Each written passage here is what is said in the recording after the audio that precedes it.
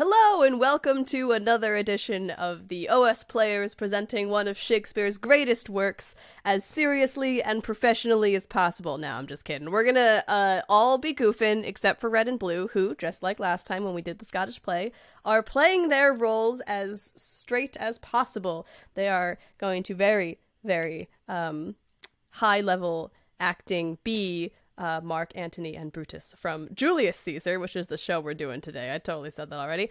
And the rest of us will be literally every other part in the show. And our goal is to break our dear friends Red and Blue. As you can see, we have many lovely guests here with us, ready to be the thespians that we all know we are at heart. And we really don't have many other intros for this, so I think we're just going to jump right into the play.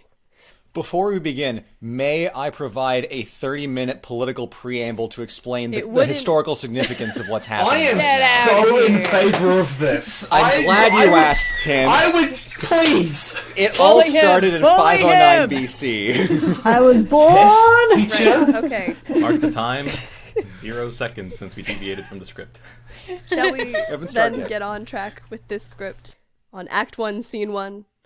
With the entry of Flavius, Marulius, and certain commoners, including a carpenter and a cobbler, over the stage. Hence!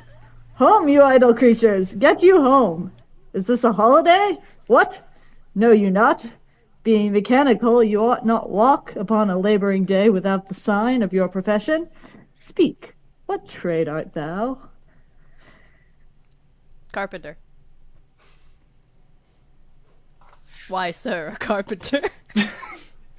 Where is thy leather apron and thy rule? What dost thou with thy best apparel on? You, sir, what trade are you? Truly, sir, in respect of a fine workman, I am but, as you would say, a cobbler. But what trade art thou? Answer me directly. A trade, sir, I hope I may use with a safe conscience, which is indeed, sir, a mender of bad souls. What trade, thou knave, thou naughty knave, what trade? Nay, I beseech you, sir, be not out with me, yet if you be out, sir, I can mend you. What mean'st by that? Mend me, thou saucy fellow. Why, sir, cobble you. Thou art a cobbler, art thou? Truly, sir, all that I live by is with the awl. I meddle with no tradesmen's matters nor women's matters, but withal I am indeed, sir, a surgeon to old shoes. When they are in great danger, I recover them. As proper men as ever trod upon neat leather have gone upon my handiwork. But wherefore art not in thy shop today? Why dost thou lead these men about thy streets? Truly, sir, to wear out their shoes to get myself into more work. But indeed, sir, we make holiday to see Caesar and to rejoice in his triumph. Wherefore rejoice? What conquest brings him home? What tributaries follow him to Rome to grace and captives buzz chariot wheels? You blocks, you stones, you worse than senseless things, oh, you hard hearts, you cruel men of Rome. Knew you not Pompey? Many a time and oft have you climbed up the walls and battlements to towers and windows, yea, to chimney tops, your infant in your arms. And there sat the livelong day with patient expectation to see Pompey pass the streets of Rome. And when you saw his chariot but appear, have you not made a universal shout? The Tiber trembled underneath her banks to hear the replication of your sounds made to concave shores. And do you put on now your best attire? And do you now cull out a holiday? And do you now strew flowers in his way? That comes in triumph over Pompey's blood? Begone! Run to your houses, fall upon your knees, pray to your gods to intermit the plague that needs must light on this ingratitude. Go. Go, good countrymen! And for this fault, assemble all the poor men of your sorts, Draw them to the Tiber banks, and weep your tears into the channel, till the lowest stream do kiss the most exalted shores. All the commoners exit. Oh, it's not me. No, you stay. You get to stay. See where their basest metal be not moved. They vanish tongue-tied in their guiltiness. Go you down that way towards the Capitol. This way will I disrobe the images, if you do find them decked with ceremonies. May we do so? You know it is the Feast of Lupercal. It is no matter. Let no images be hung with Caesar's trophies. All about and drive away the vulgar from the streets. You do too, where you perceive them thick. These growing feathers pluck from Caesar's wing, will make him fly in ordinary pitch. Who else would soar above the view of men, and keep us all in servile fearfulness? They exit in different directions. Scatter! Everybody scatter! Act 1, Scene 2. Enter Caesar, Antony for the course, Calpurnia, whatever, Portia, Decius, Cicero, Brutus, Cassius, Casca, a soothsayer. After them, Marulus and Flavius. And you think it's done, but no, there's also commoners. Calpurnia!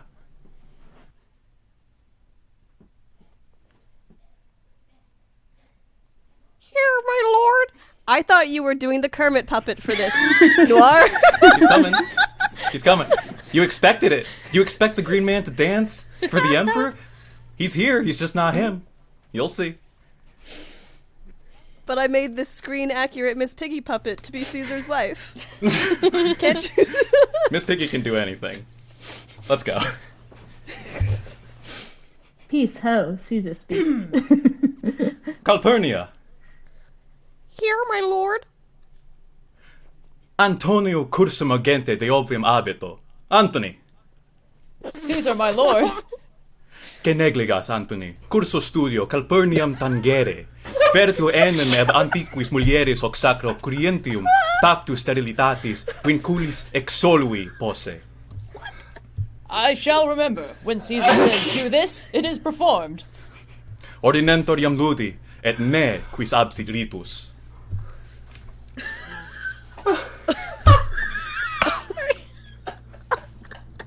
Nice. Senate? I think you just, like, made... I have died. I've died before I've said a single line. Speedrun. Good Ready for ending. 3 acts of this. Caesar! Quis me vocat? Bid every noise be still. Peace, yet again. Quis ex turbe me appellat? Vocum audio exuperantum tubas, quae Caesarem clamat. Diciterum, Caesar dat aurem. Beware the Ides of March! Quis namile est? A soothsayer bids you beware the Ides of March. Coram adducite, ut intueor. Fellow! Come from the throng! The soothsayer comes forward. Look upon Caesar! Iam quidais, repetas, wailing. I don't know what you're saying, but I'm gonna repeat myself in case you didn't understand it before. Beware the Ides of March! Ah, somniat iste. Eamus. Senate, all but Brutus and Cassius exit. Will you go see the order of the course? Not I. I pay you. Do. I'm not gamesome. I do lack some part of that quick spirit that is in Antony. Let me not hinder, Cassius, your desires. I'll leave you. Ah, Brutus. I do observe you now of late. I have not from your eyes that gentleness and show of love as I want to have. You bear too stubborn and too strange a hand over your friend that loves you. Cassius, be not deceived. If I have veiled my look, I turn the trouble of my countenance merely upon myself. Vexed I am of late with passions of some difference, conceptions only proper to myself, which gives some soil, perhaps, to my behaviors. But let not, therefore, my good friends be grieved, among which number, Cassius, you be one, nor construe any further neglect than that poor Brutus, with himself at war, forgets the shows of love to other men. Now do it in fluent Italian. Then, Brutus, I have mistook your passion, by which whereof this breast of mine hath buried, though thoughts of great value worthy cogitations. Tell me, good Brutus, can you see your face? No, Cassius, for the eye sees not itself, but by reflection, by some other things.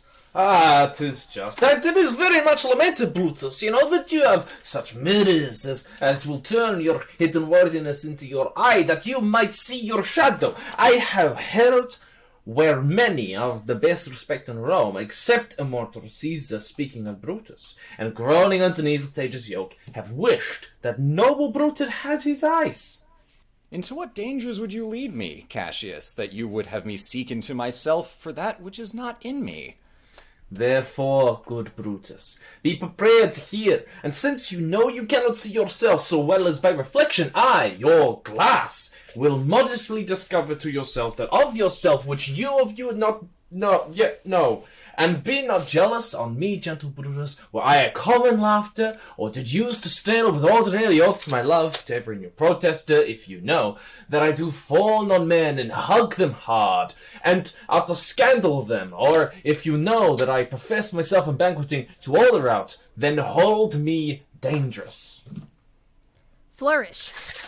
And shout. What means this shouting? I do fear the people chose Caesar for their king. Ah! Do you fear it?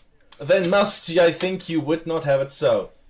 I would not, Cassius, yet I love him well. But wherefore do you hold me here so long? What is it that you would impart on me?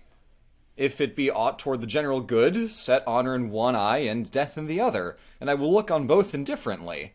For let the gods so speed me as I love the name of honor more than I fear death.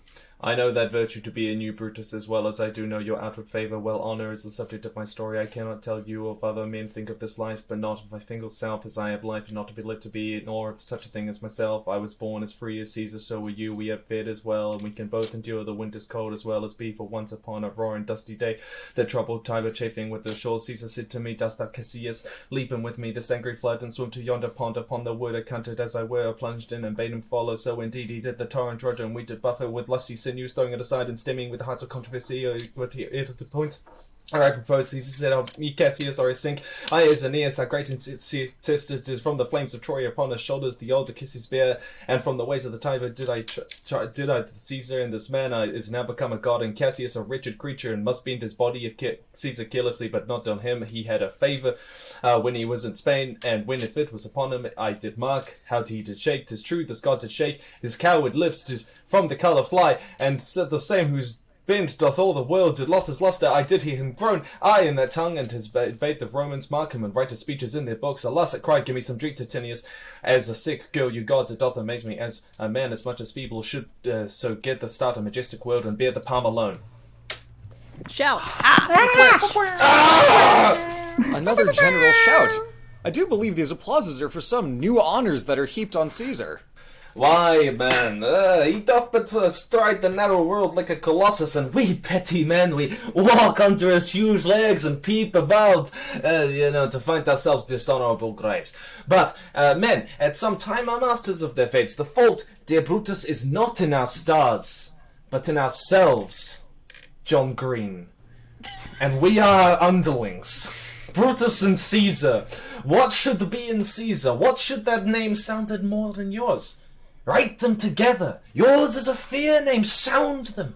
It doth become the mouth as well.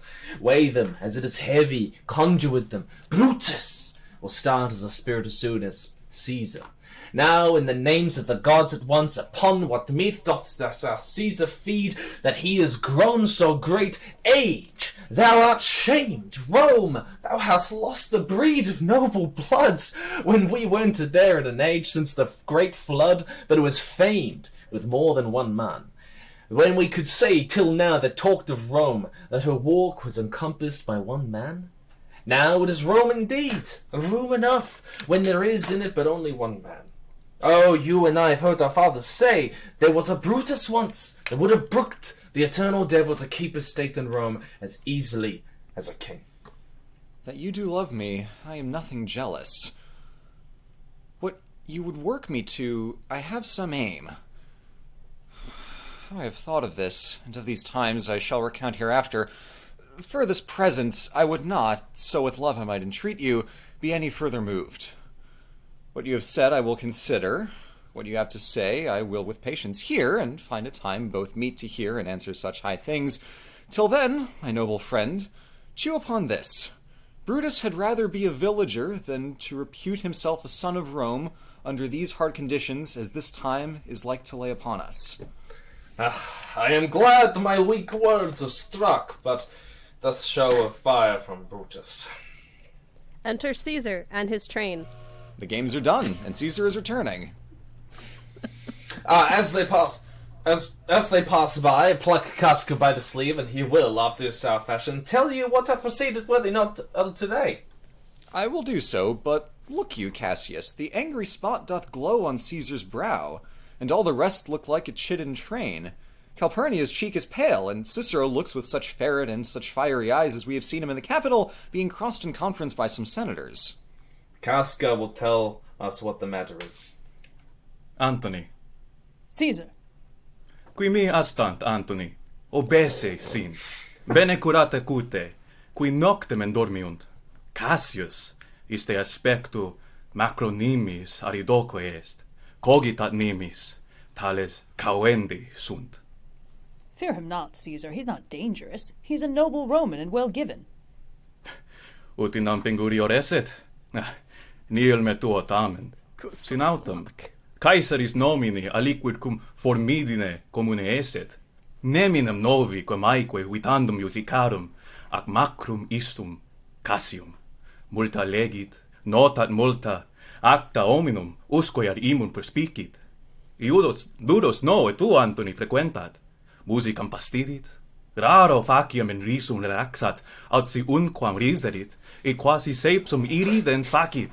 Et sui animi contemptu, quae ad hoc ullu modo moveri possit. Tales semper aegriferunt, si quandum alium sibi ipsis superiorum adim adverterint, et circo in primis cauende sunt.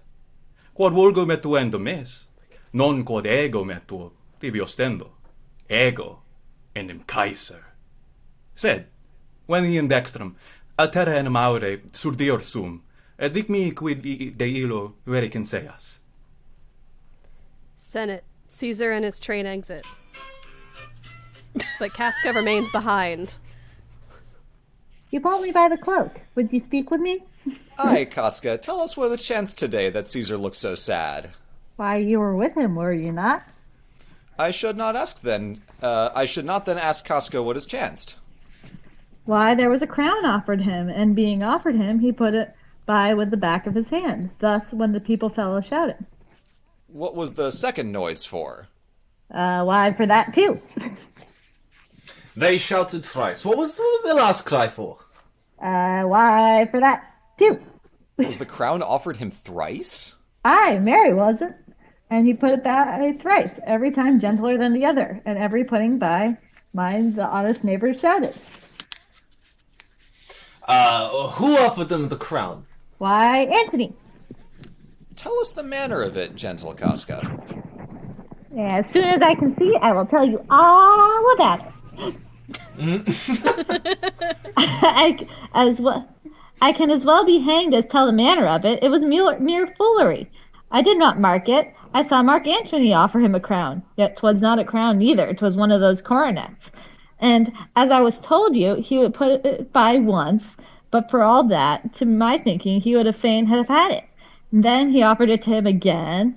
Then he put it by again. But to my thinking, he was very loath to lay his fingers off it. And then he was offered it a third time. He put it the third time by, and still he refused it to the rabblement, hooted and clapped and their chopped hands and threw up their sweaty nightcaps and uttered such a deal of stinking breath because Caesar refused the crown that it had almost choked Caesar, for he swooned and fell down at it. And for my own part, I durst not laugh for fear of opening my lips and receiving the bad air. Well, he farted. Oh, but soft, I pray you, what did Caesar swoon? He fell down in the marketplace and foamed at the mouth and was speechless. 'Tis very like he hath the falling sickness. No, Caesar hath it not, but you and I, and honest Casca, we have the falling sickness. I know not what you mean by that, but I'm sure Caesar fell down. If the Tagrad people did not clap him and hiss him according as he pleased and displeased them, as they used to do the players in the theater, I am no true man. Maybe I'm not. I don't know. I'm just a ghost with a hat. Don't ask me questions. But what said he when he came unto himself? Mary, before he fell down, when he perceived the common herd was glad he refused the crown, he plucked me up his doublet and offered them his throat to cut. And I had been a man of any occupation, I would not have taken him at a word. I might go to hell among the rogues. And so he fell. When he came to himself again, he said if he had done or said anything amiss, he desired their worship to think it was his infirmity. 3 or 4 wenches where I stood cried, Alas, good soul, and forgave him with all their hearts. But there's no heed to be taken of them. If Caesar had stabbed their mothers, they would have done no less. And after that, he came thus sad away? Aye. Did Cicero say anything? Aye, he spoke Greek. To what effect? Nay, Italian. No, I'm pretty sure it was Greek, actually. Nay, and I tell you that I never look at you in the face again. But those that understood him smiled at one another and shook their heads. But for my own part, it was Greek to me. I could tell you more news too. Marilius and... What? Yes, Sorry. Yes, that's where that This is a very Maybe we did quotable need that play. 30-minute prologue. Yeah, calm down. Anyway, Marilius and Flavius, for pulling scars off Caesar's images, are put to silence.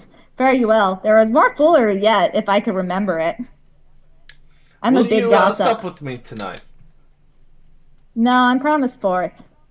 Will you dine with me tomorrow? Aye, if I be alive and your mind hold, and your dinner's worth eating.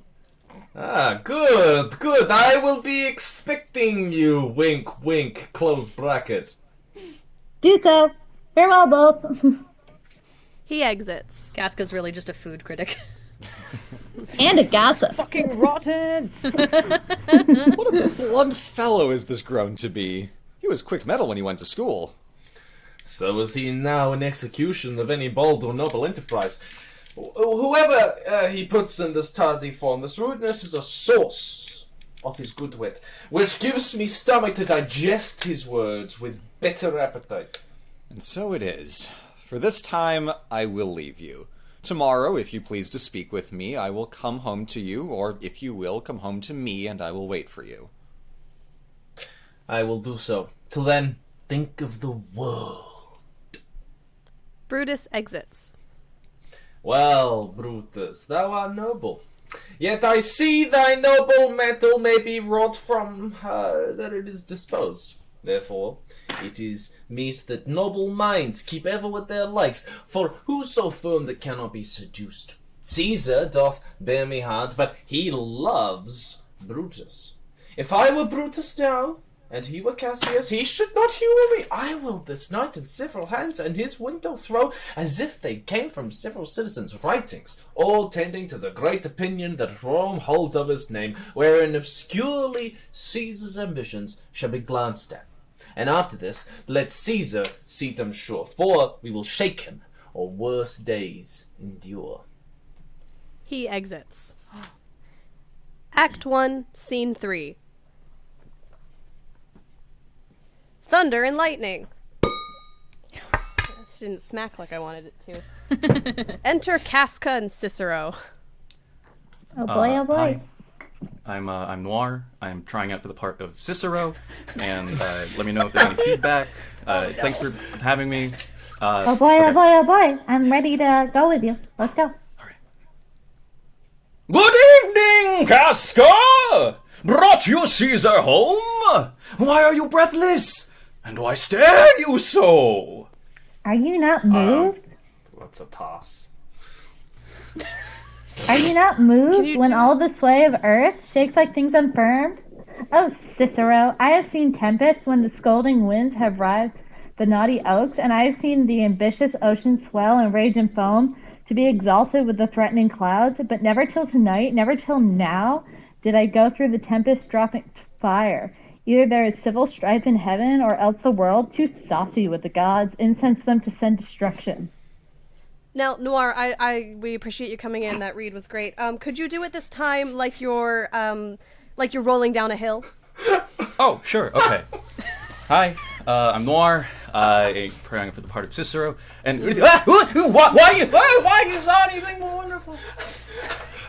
A common slave, you know him well by sight, held up his left hand, which did flame and burn like 20 torches joined, and yet his hand, not sensible of fire, remained unscorched. Besides, I had not since put up my sword. Against the capital I met a lion, who gazed upon me and went surly by without annoying me. And then there were drawn upon a heap of 100 ghastly women, transformed with their fear, who swore they saw men, all in fire, walk up and down the street.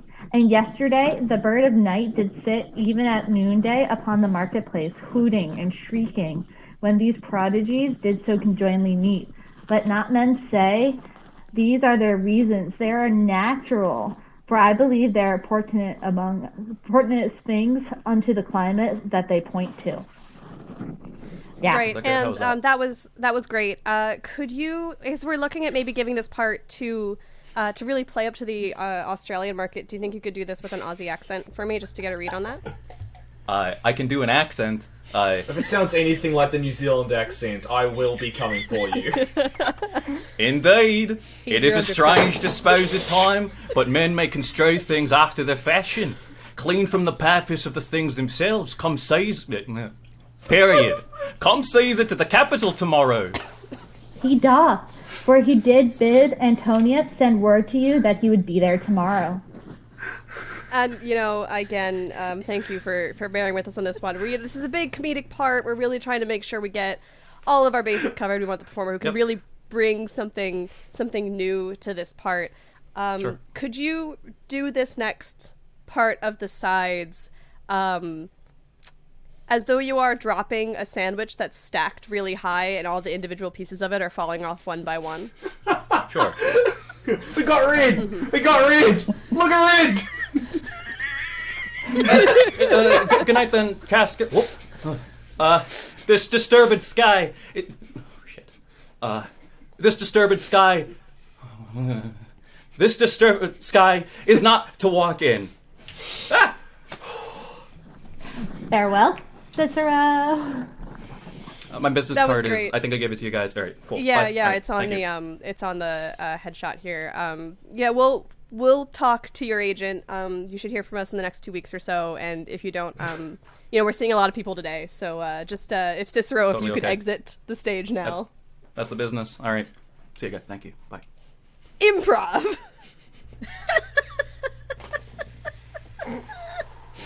Enter Cassius. Who's there? A Roman. Casca, by your voice. Your ear is good. Cassius, what night is this? A very pleasing night to honest men. Whoever knew the heavens menaced so. Jen, da so wolle weggekannt haben. Ich min meinen Teil bin unser Sklaven. Gegangen mit in du Gurkenfleischen, nach ausgefern und du Frisee Casca, wo du siehst, der habe mins Bust, der Donnerstein in Wosk. Und das Klus in offenen Schnein, Ziegblau, Spirits und offenen Bläs. Ich will's, ich zitar schon mir sogar der Ziel und sehr bitschmer. But why? Bless you. But wherefore did you so much tempt the heavens? It is the part of men to fear and tremble. When their most mighty gods by token send such dreadful heralds to astonish us. You are dull, Casca, and those sparks of life that there should not be in a Roman you do want, or else you do not. So you look pale, and gaze, and put on fear, and cast yourself in wonder, to see the strange impatience of the heavens. But if you would consider the true cause, why all the fires, why all the gliding ghosts, why birds and beasts of quality and kind, why old men, fools, and children capitulate, why all the things from their ordinance, their natures, be performed faculties to monstrous quality, why you shall find that heaven hath infused them with spirits, to make them instruments of fear and warning to the monstrous state. Now, could I, Casca, name to thee a man most like this dreadful night that thunders, lightens, open graves, and roars as doth a lion in the Capitol? A man no mightier than thyself in personal action, yet prodigious calm and fearful as these strange eruptions are. You're talking about Caesar? To Caesar that you mean, is it not, Cassius? Yeah. Let it be whoever it is. For Romans now have thews and limbs like their ancestors, but while the father, our father's minds are dead, and we are governed with our mother's spirits, your yoke of sufferance show us womanish. You say that like it's a bad thing. Indeed, they say that the senators tomorrow mean to establish Caesar as a king, and he shall wear his crown by the sea and the land in every place, save here in Italy. I know where I will wear these daggers, and Cassius from bondage will deliver Cassius. Therein, you gods, you make the weak most strong. Therein, you gods, you tyrants, to defeat. No stony tower, no walls of beaten brass, no airless dungeon, no strong links of iron can be retentive to the strength of spirit. But life, be wearying, but of the worldly bars, never lacks power to dismiss itself. If you know this, know all the world besides, that the tart of tyranny that I do bear, I can shake off at pleasure. So can I. So every bondsman in his own hand bears the power to cancel his captivity. And why should Caesar be a tyrant then? Poor man, I know he would not be a wolf, but he sees the Romans are but sheep.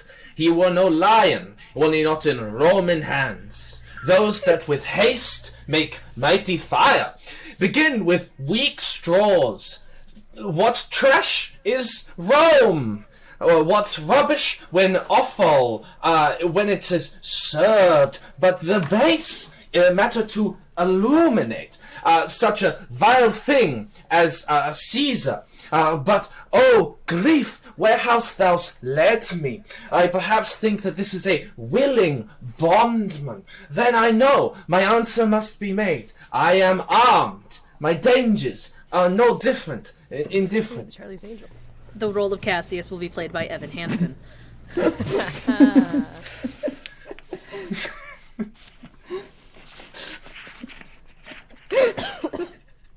You speak to Casca, to such a man. That is no fleering telltale. Hold my hand. They shake hands. Be factitious for redress of all these griefs, and I will set this foot of mine as far as who goes the farthest. There is a bargain to be made. Now, you know, Casca, I have already moved some certain of the noblest minds of the Romans to undergo with the enterprise of honorable and dangerous consequence, and I do know that they stay with me in Pompey's porch. For now, this fearful night, there is no stir or walking in the streets, and the complexion of the element, in favor of the work we have in hand, most bloody and fiery and most terrible. Enter Take my Cinna. hand. Stay close for a while, for here comes one in haste. 'Tis Cinna! I do know him by his gait. He is French. Cinna, where haste you, sir? To find you out! Who's that? Metellus Cimber? No, it is Casca, one incontinent. To our attempts, am I not stayed for Cinna? Excuse me. I am glad on. No, it's me. That's me. Yeah, that's you. That's you. You're good. So many C names. Yeah, there are a lot of C names here. We should get rid of Great one of error them. on Shakespeare's part. One of us should become a ghost or The something. newest episode of Survivor was getting voted out. She's getting stabbed. I am glad on it. What a fearful night is this. There's 2 or 3 of us have seen strange sights. Am I not stayed for? Tell me. Yes, you are. Oh, Cassius, if you could but win the noble Brutus to our party. Handing him papers.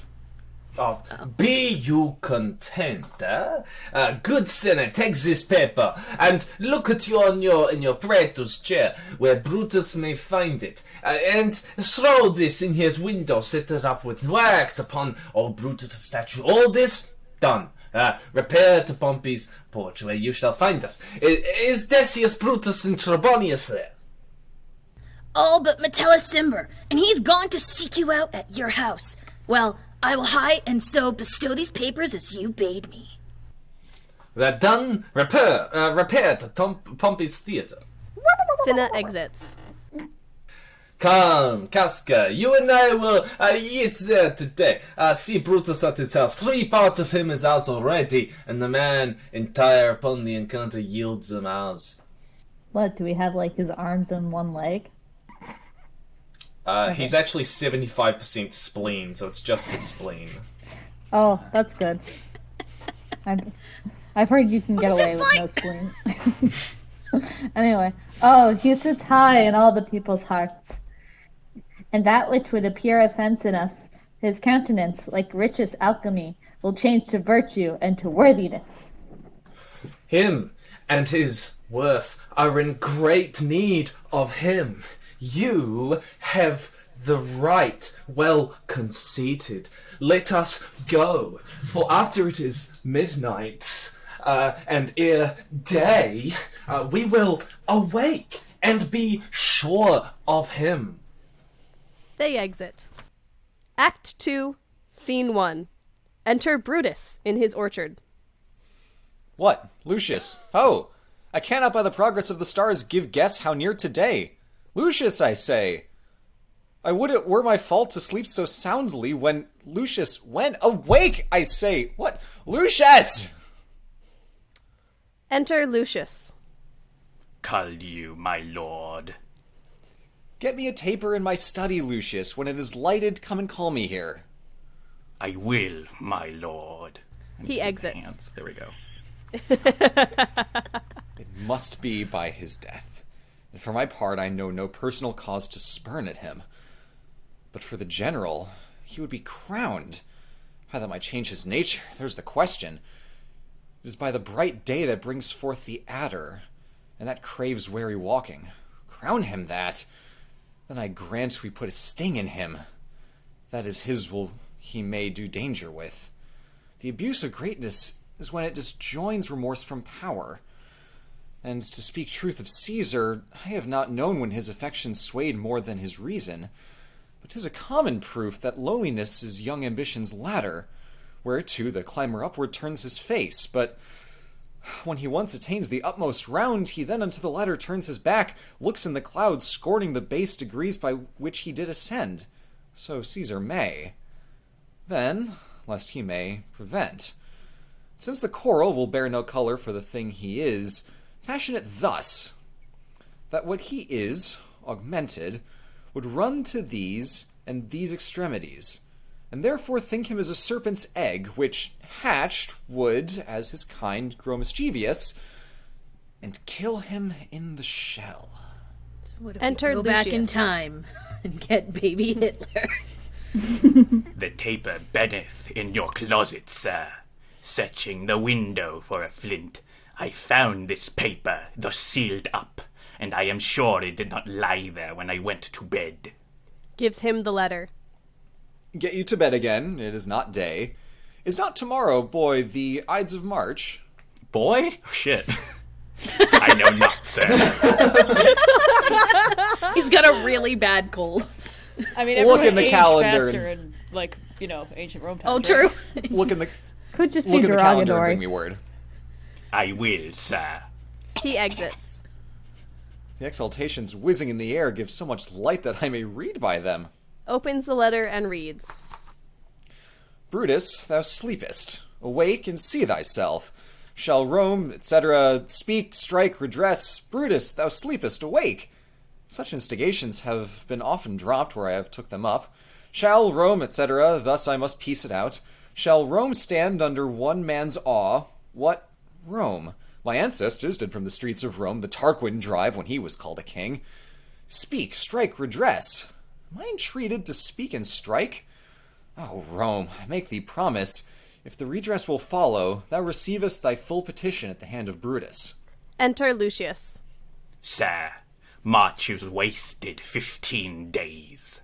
Knock within. 'Tis good. Go to the gate. Somebody knocks. Lucius exits. Since Cassius first did when we wet me against Caesar, I have not slept. Between the acting of this dreadful thing and the first motion, all the interim is like a phantasma or a hideous dream. The genius and the mortal instruments are then in council, and state of man, like to a little kingdom, suffers then the nature of an insurrection. Enter Lucius. Sir, 'tis your brother Cassius at the door, who doth desire to see you.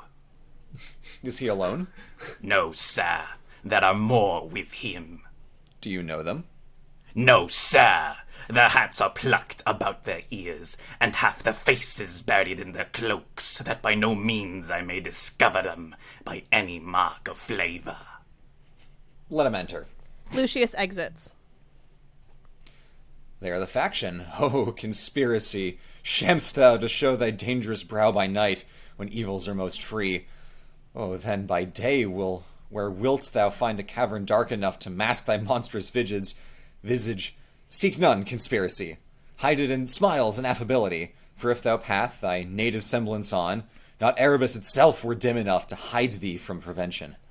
Enter the conspirators. Cassius, Casca, Decius, Cinna, Metellus, and Trebonius.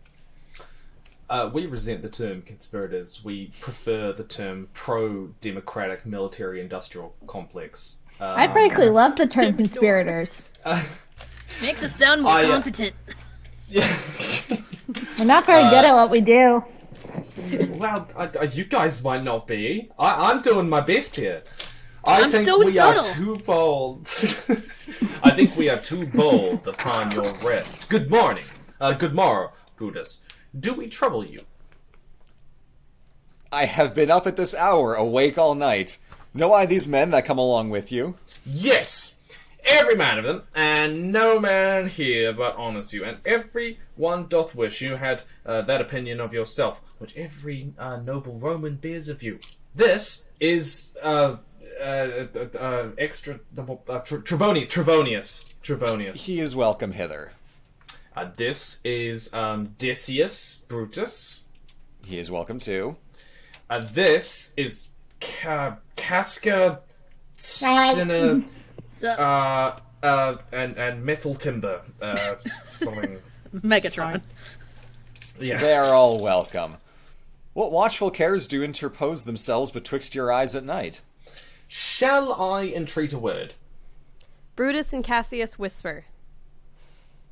Here lies the east. Doth not the day break here?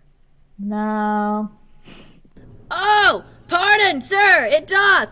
And yon grey lines that fret the clouds are messengers of day. Oh, we're supposed to be quiet. Sorry. You shall confess that you are both deceived. Here, as I point my sword, the sun arises, which is a great way growing on the south, laying the youthful season of the year, some 2 months hence, up higher towards the north. He first presents his fire, and the high east stands as the capital directly here. Coming forward with Cassius. Give me your hands all over, one by one. Oh, now let us swear our resolution. No, not an oath. If not the face of men, the sufferance of our souls, time's abuse, if thieves be motives weak, break off betimes, and every man hence to his idle bed. So let high-sighted tyranny range on till each man drop dead by lottery.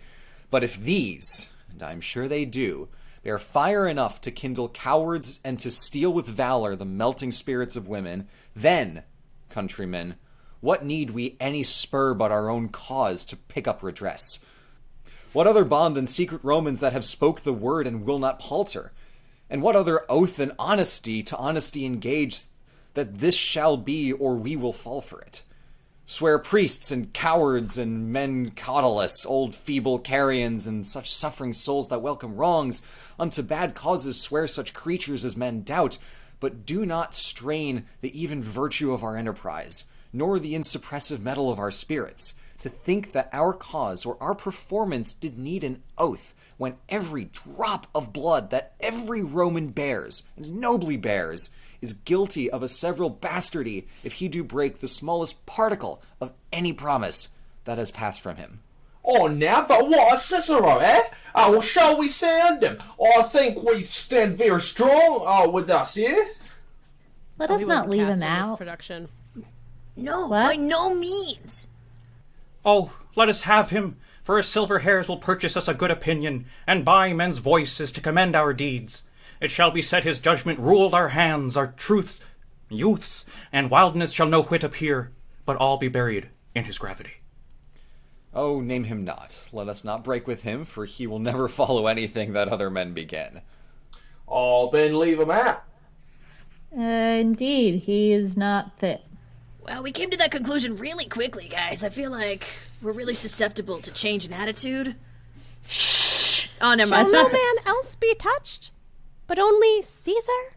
Ah, this yes, yeah, well urged. Oh, I think it is most meet Mark Antony, alright? So, well, brother, to cut Caesar shall outlive Caesar. We shall find him, a shrewd contrivance, you know what it means, if he improve them one mental spirit as far as to know all, which prevent and let Antony see it fall together. Our course will seem too bloody, Gaius Cassius, to cut off the head and then hack the limbs. Like wrath and death and envy afterwards, for Antony is but a limb of Caesar. Let's be sacrificers, Would but you not call him butchers, an arm Gaius. or a leg? He's a dick. A. We stand up against the spirit of Caesar, and in the spirit of men there is no blood. Oh, that we then could come by Caesar's spirit and not dismember Caesar, but alas, Caesar must bleed for it. And, gentle friends, let's kill him boldly, but not wrathfully.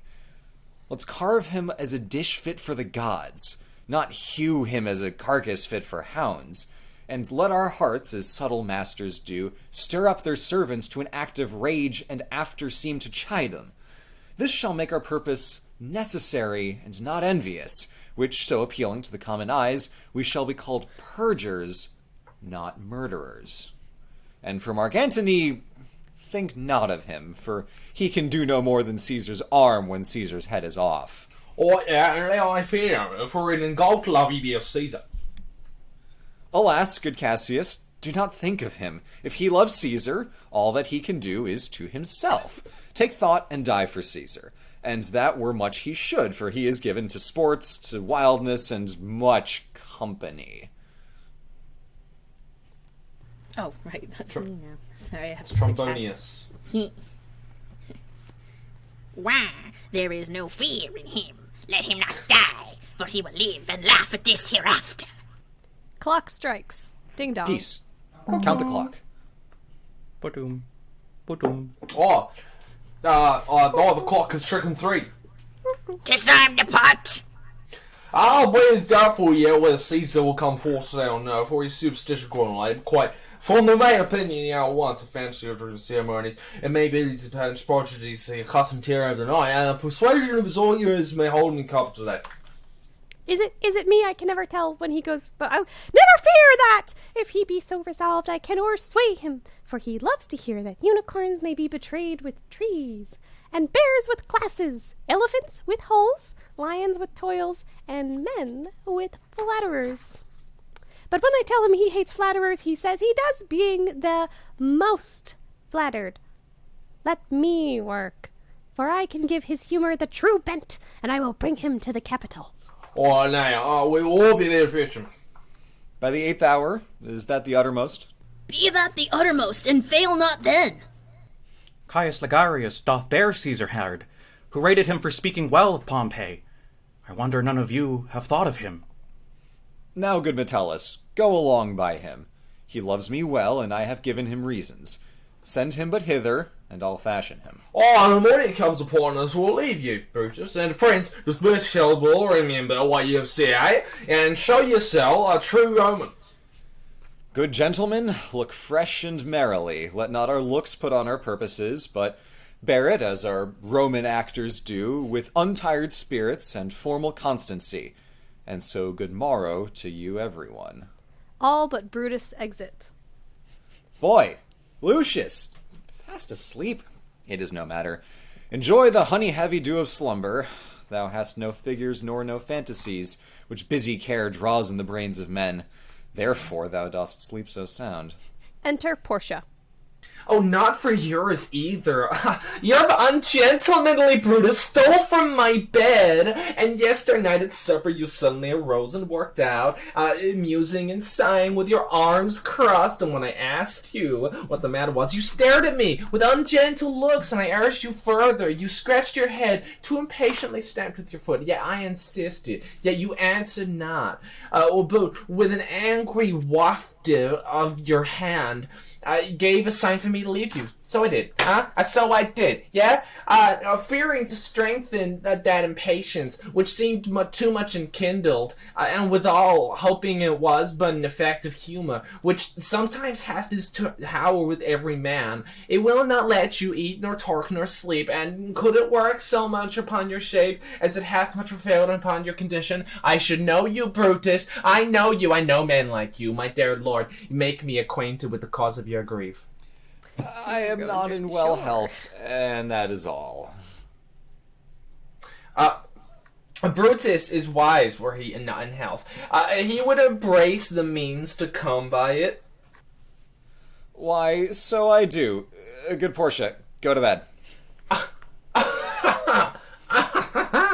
Is Brutus sick, and is it physical to walk upon our brace and suck up the humors of the dank morning? What is Brutus sick, and he will steal out his wholesome bed to dare a vile contagion of the night and tempt the roomy and unpurged air to add unto open bracket his close bracket sickness? No, my Brutus, you have some sick offense within your mind, which by the right and virtue of my place I ought to know. Open bracket, she kneels. Close bracket. Close bracket. And upon my knees I charm you. By once commanded beauty, by all your vows of love and great vow which did incorporate and make us one, that you unfold me, yourself, your half, why you are heavy, and what men tonight have had to resort to you, for here have been some 6 or 7 who did hide the faces even from darkness. I like that Kneel whenever not, Tim gentle plays a Portia. woman, he plays every woman he's ever heard in his entire life in one speech. The double casting of Tim as both Portia and Cassius really reveals the gay undertones of that dynamic between Brutus and Cassius. Brutus, your brother is at the gates. Have you said your line? Yes. Kneel not. No. Get up. He lifts her up. I should not need, if you were gentle, Brutus. With the bond of marriage, tell me, Brutus, is it expected I should know no secrets that appertain to you?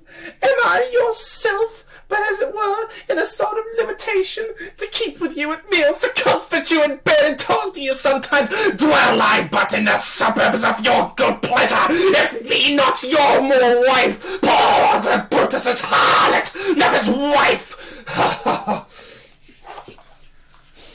You are my true and honorable wife, and dear to me as the ruddy drops that visit my sad boy heart. You will have a queen! If this were true, that you should know this secret, I grant I am a woman, but withal a woman that Lord Brutus took to wife. I grant I am a woman, but withal a woman well reputed, Cato's daughter, that you think I am no stronger than my sex. Being so fathered and so husbanded, tell me your counsels. I will not disclose them. Properly. I have made strong proof of my constancy, giving myself a voluntary wound here in the thigh. I bear with that patience and not my husband's secrets. Oh, you gods, render me worthy of this noble wife. Oh, knock. Hark, one knocks. Portia, go in a while, and by thy bosom shall partake the secrets of my heart.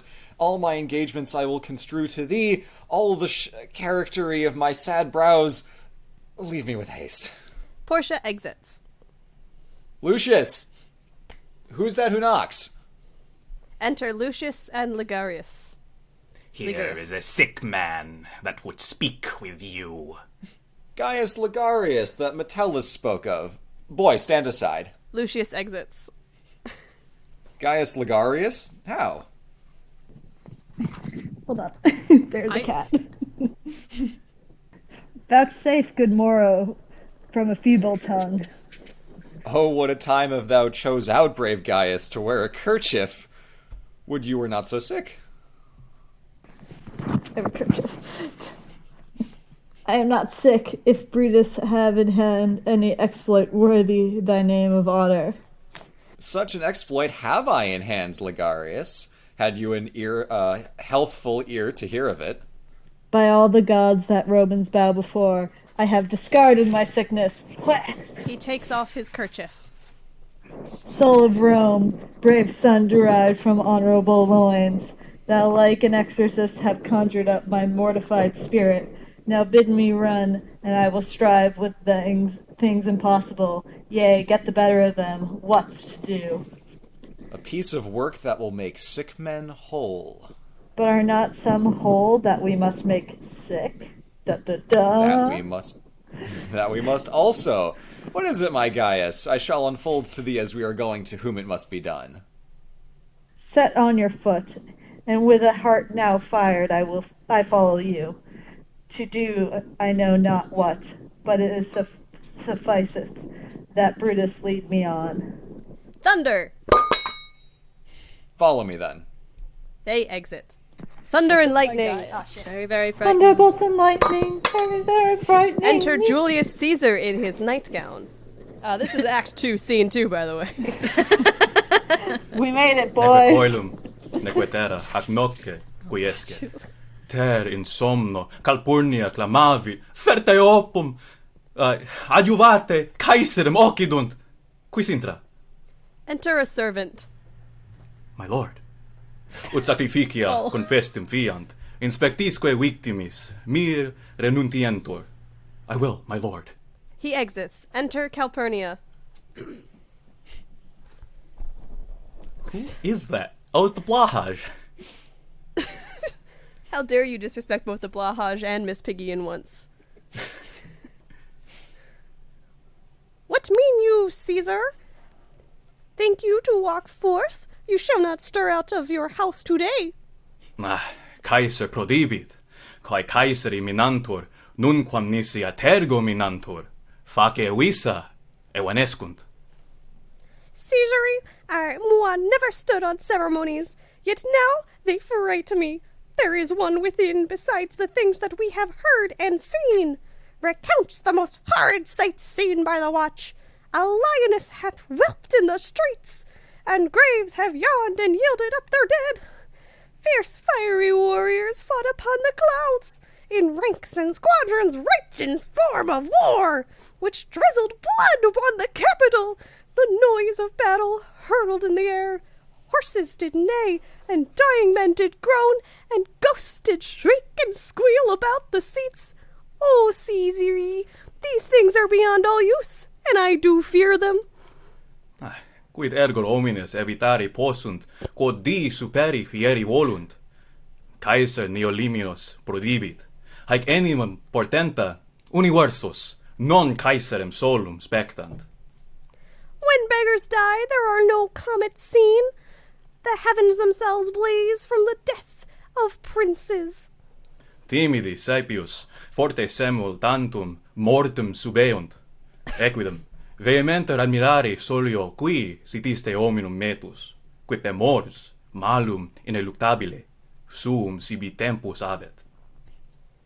Enter a servant, I think. Quid augeris ego? The augurs would not have you stir forth today. Plucking the entrails of an offering forth, they could not find a heart within the beast. Nempe ut nos timidos esse pudeat monet dii. Caesar animal sine corde esset, si odie praemetu domis et teneret. Nil tale Caesar. Periculum ipsum Caesarem sepsum magis formidandum confitetur. Quipe nos ambo catuli eiustum leainae sumus, parte eodem die. Sed ergo senior, natu audaciorque, Caesar ergo prodibit. Alas, my lord, your wisdom is consumed in confidence. Do not go forth today. Call it my fear that keeps you in the house, and not your own. We'll send Mark Antony to the Senate House, and he shall say you are not well today. Let me upon my knee prevail in this. She kneels. Ergo, Marcus Antonius me non valere dicat, ut ibi placeam domi manebo. He lifts her up. Enter Decius. Ecce decium brutum, ille nuntius erit. Oh, shit. Caesar, all hail! Good morrow, worthy Caesar. I come to fetch you to the Senate House. Opportunus ades, ut senatores mei vice salutes, et dicas me odie venire nole. Non passe, falsum esset. Non audere, falsum magis. Brevi non volo. Hoc tu, deci, refir. So say he is sick, for moi. Caesarne mendacium mitet? Egone, victrecum mea manum tam late tulli? Ut me tuam canis, quibustam senibus verum eloqui? Dic venire nole. Most mighty Caesar, let me know some cause, lest I be laughed at when I tell them so. Ste pro ratione voluntas, non ibo. Hoc senatus satiscit. Tibi autem, quod te amo, dicam. Hanc Calpurniam, mea me domi retinere. Causam praetendit, quod hac nocte in somno virit statuam meam, fontis instar, et centum oribus sanguinem profundere, Romanosque plures robustos, et quasi exultantes venire, qui manos in isto cruore laverent. Haec omnia in cautelam advocat.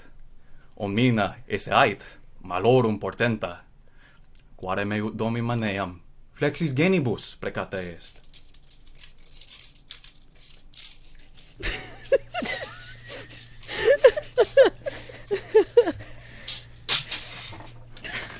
That's some Don level trolling there.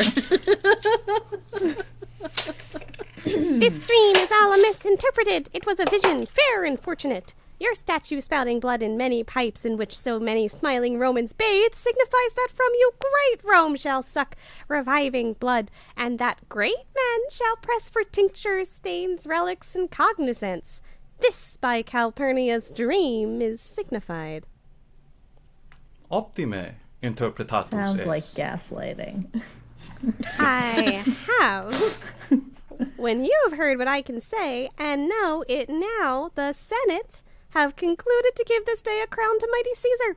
If you shall send them word you will not come, their minds may change. Besides, it were a mock apt to be rendered for someone to say, break up the Senate till another time, when Caesar's wife shall meet with better dreams. If Caesar hide himself, shall they not whisper, Lo, is Caesar afraid? Pardon me, Caesar, for my dear, dear love to your proceedings bid me tell you this, and reason to my love is liable. Quam Juani metus tui, Calpurnia. Moi? Pudet me mis modo obsecutum. Dami togam, prodide placet.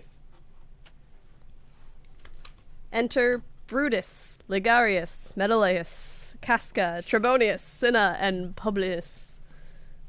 Publius? Ecce Publius, qui me ut ducat petit. This is Publius's one line in this scene, so I wanted to do it justice. Okay. Yep, good.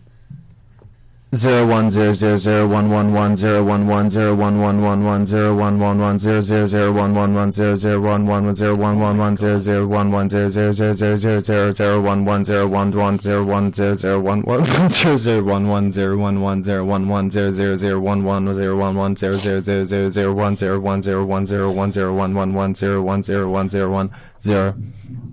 a direct translation of Good Morrow, Caesar, that must be. Beautiful. Et tu, publi. Red, can you confirm Quid. that? Quid, brute. As someone who Et watched tu an adeo awful lot of matutinus? Reboot in my day, I can say that was 100% accurate.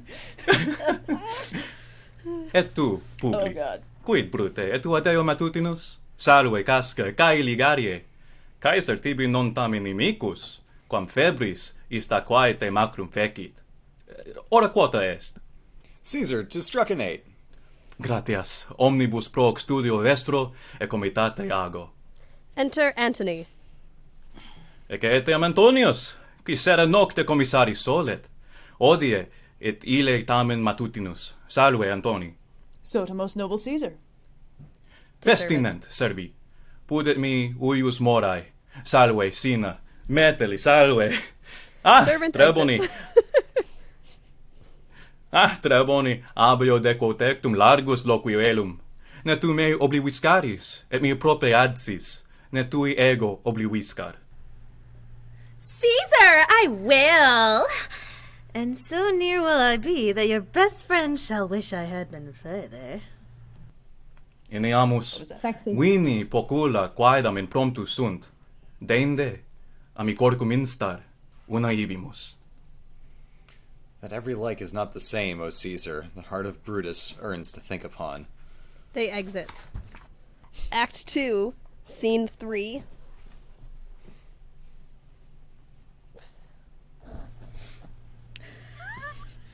Just more Enter ass. Atromedorius reading a paper. Whoa, welcome back to your morning shock jock here in the city of Rome. I am Artemidorius, but you can just call me your boy Artie, and this message is for my boy JC. Caesar, beware of Brutus, take heed of Cassius, and come not near Casca. Have an eye on Cinna, trust not Trebonius, mark well Metellius Cimber. Decius Brutus loves thee not. Thou hast wrong Caius Ligarius. There is but one mind in all these men, and it is bent against Caesar. If thou beest not immortal, look about you. Security gives way to conspiracy. The mighty gods defend thee, thy lover and favorite radio host, Artremidoria Imidorianidatus. We'll be here all morning until Caesar passes along with your favorite hits from whatever era of Roman history this is, and as a suitor, I will give him this. My heart laments that virtue cannot live out of the teeth of emulation. If thou reads/listens to this, O Caesar, thou may live. If not, fates with traitors do contrive.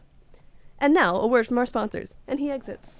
And now we are I in think Act you just hurt Blue by saying whatever period of Roman history. Famously 44 BC.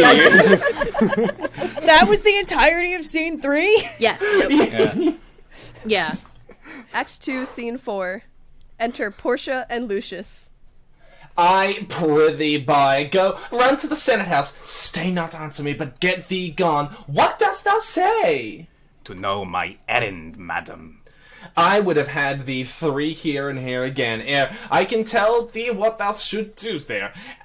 Open bracket. Aside. Close bracket.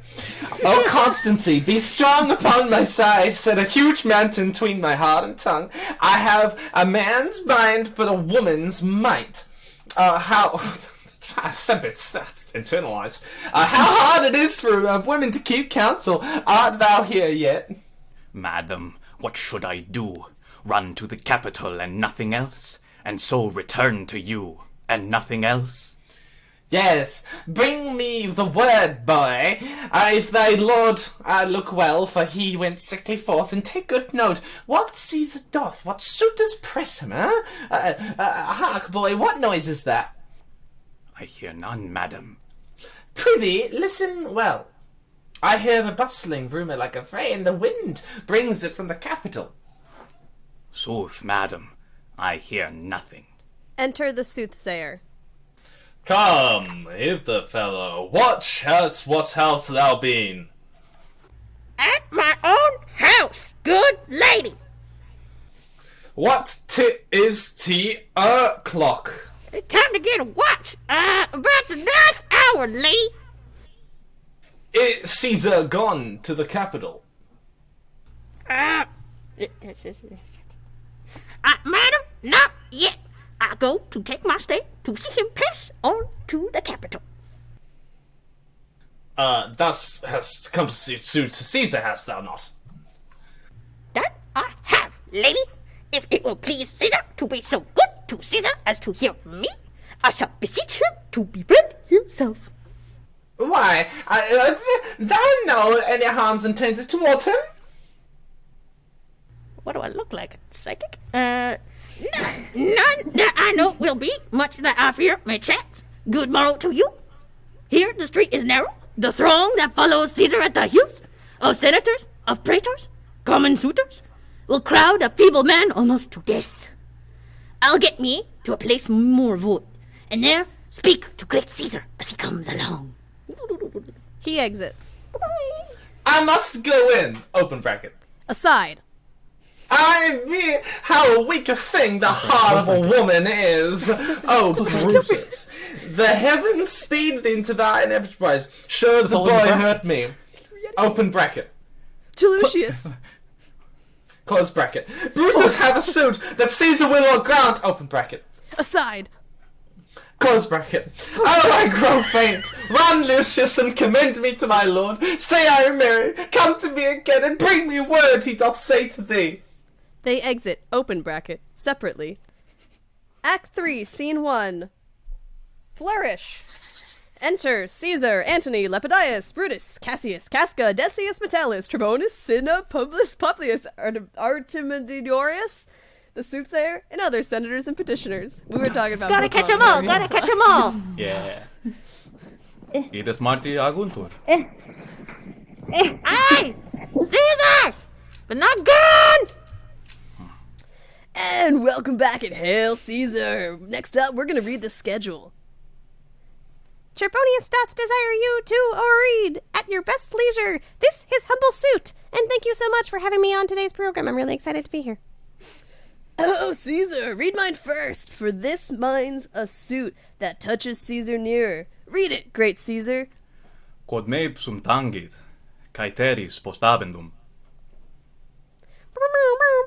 Delay not! Caesar read it instantly. Quid, num delirat iste?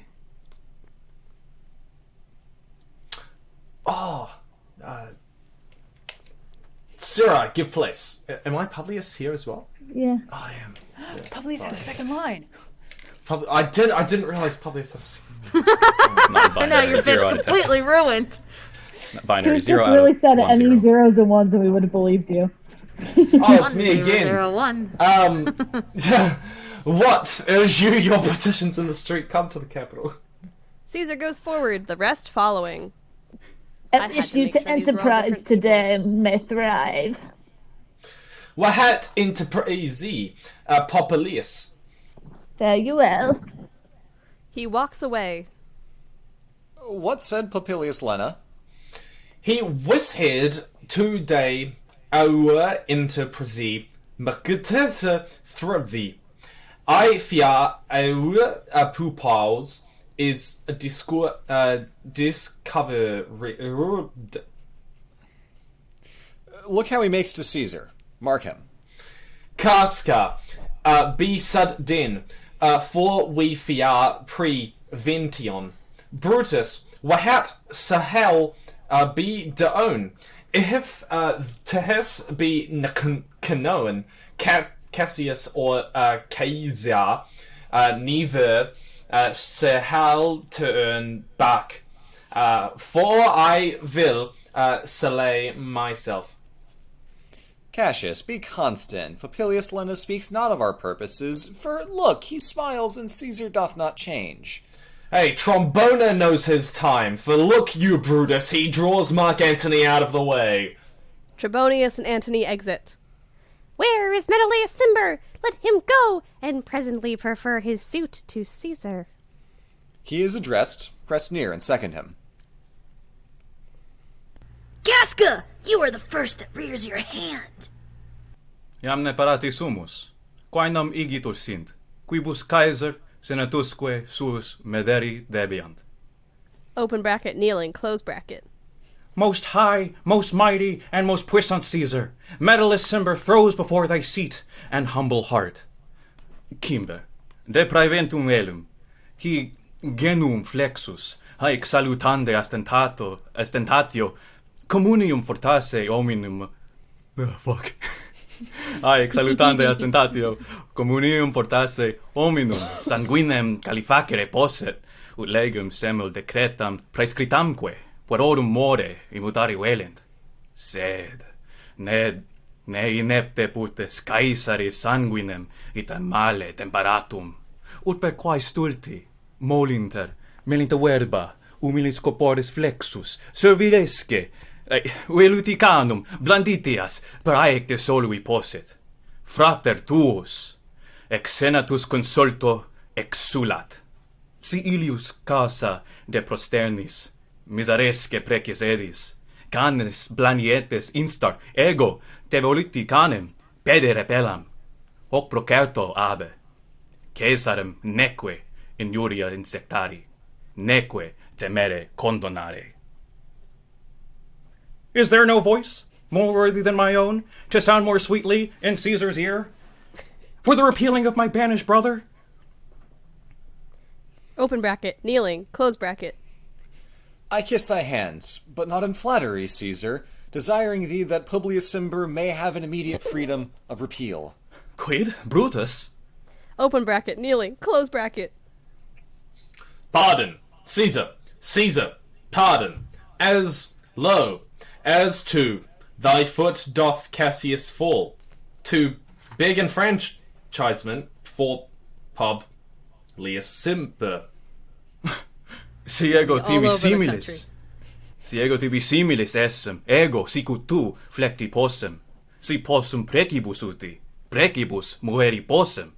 Ego autem constans sum, stellae instar, quae polus dicitur, cuius fixa, et immobilis natura nullam intersidera paramabet.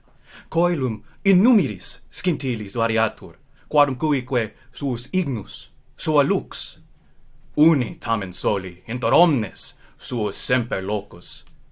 Non aliter interarum orbe, multi nimirum in eo homines degunt, corporibus, sensu, intellectu praediti. Unum tamen inter omnes novi, qui inexpugnabilis recta usque progreditur, sum sivi semper vindicat locum. Quod ego is sum. Vel hoc demonstro, Cimbrum exulare decrevi, Cimbrum exulare decerno. Oh, Caesar! Hinc tu, visne tolere Olympum? Open bracket, kneeling, close bracket. Great, Caesar! Annon, et Brutus frustra supplex. Big hands for me! Ah!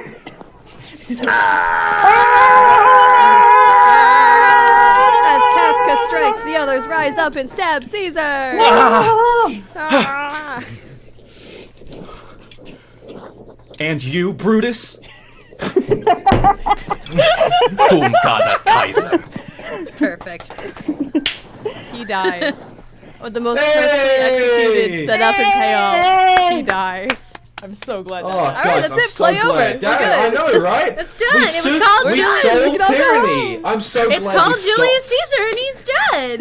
Exactly. Guess we're done. Nothing bad will possibly happen from now. nothing It's all bad ever coming up happens roses. to the Caesars. Liberty! Freedom! Tyranny is dead! Run hence! Proclaim! Cry it about in the streets! Some to the common pulpits and cry out, liberty, freedom, enfranchisement for whatever percentage of the population we deem is probably okay to have some of the votes, but not many of them. Girls, though! Well, certainly not. People and senators, be not affrighted. Fly not. Stand still. Ambition's debt is paid. Go to the pulpit, Brutus! And Cassius too! Where's Publius? Here, quite confounded with this mutiny. Stand fast together, lest some friend of Caesar's chance. Talk not of standing, Publius. Good cheer. There is no harm intended to your person, nor to no Roman else. So tell them, Publius. And leave us, Publius, lest the people rushing on us should do your age some mischief. Do so, and let no man abide this deed, but we the doers. All but the conspirators exit. Enter Trebonius. Oh, where is Antony? Fled to his house amazed. Men, wives, and children stare, cry out, and run as if it were doomsday. Fates, we will know your pleasures. That we shall die, we know. 'Tis but the time and drawing days out that men stand upon. Why, he that cuts off 20 years of life cuts off so many years of fearing death. Grant that, and then death is a benefit. So we are Caesar's friends, that we have abridged his time of fearing death. Stoop, Romans, stoop, and let us bathe our hands in Caesar's blood up to the elbows and besmear our swords. Then walk we forth, even to the marketplace, and waving our red weapons o'er our heads, let's all cry, peace, freedom, and liberty. That's going Stoop to go then. so well. And watch.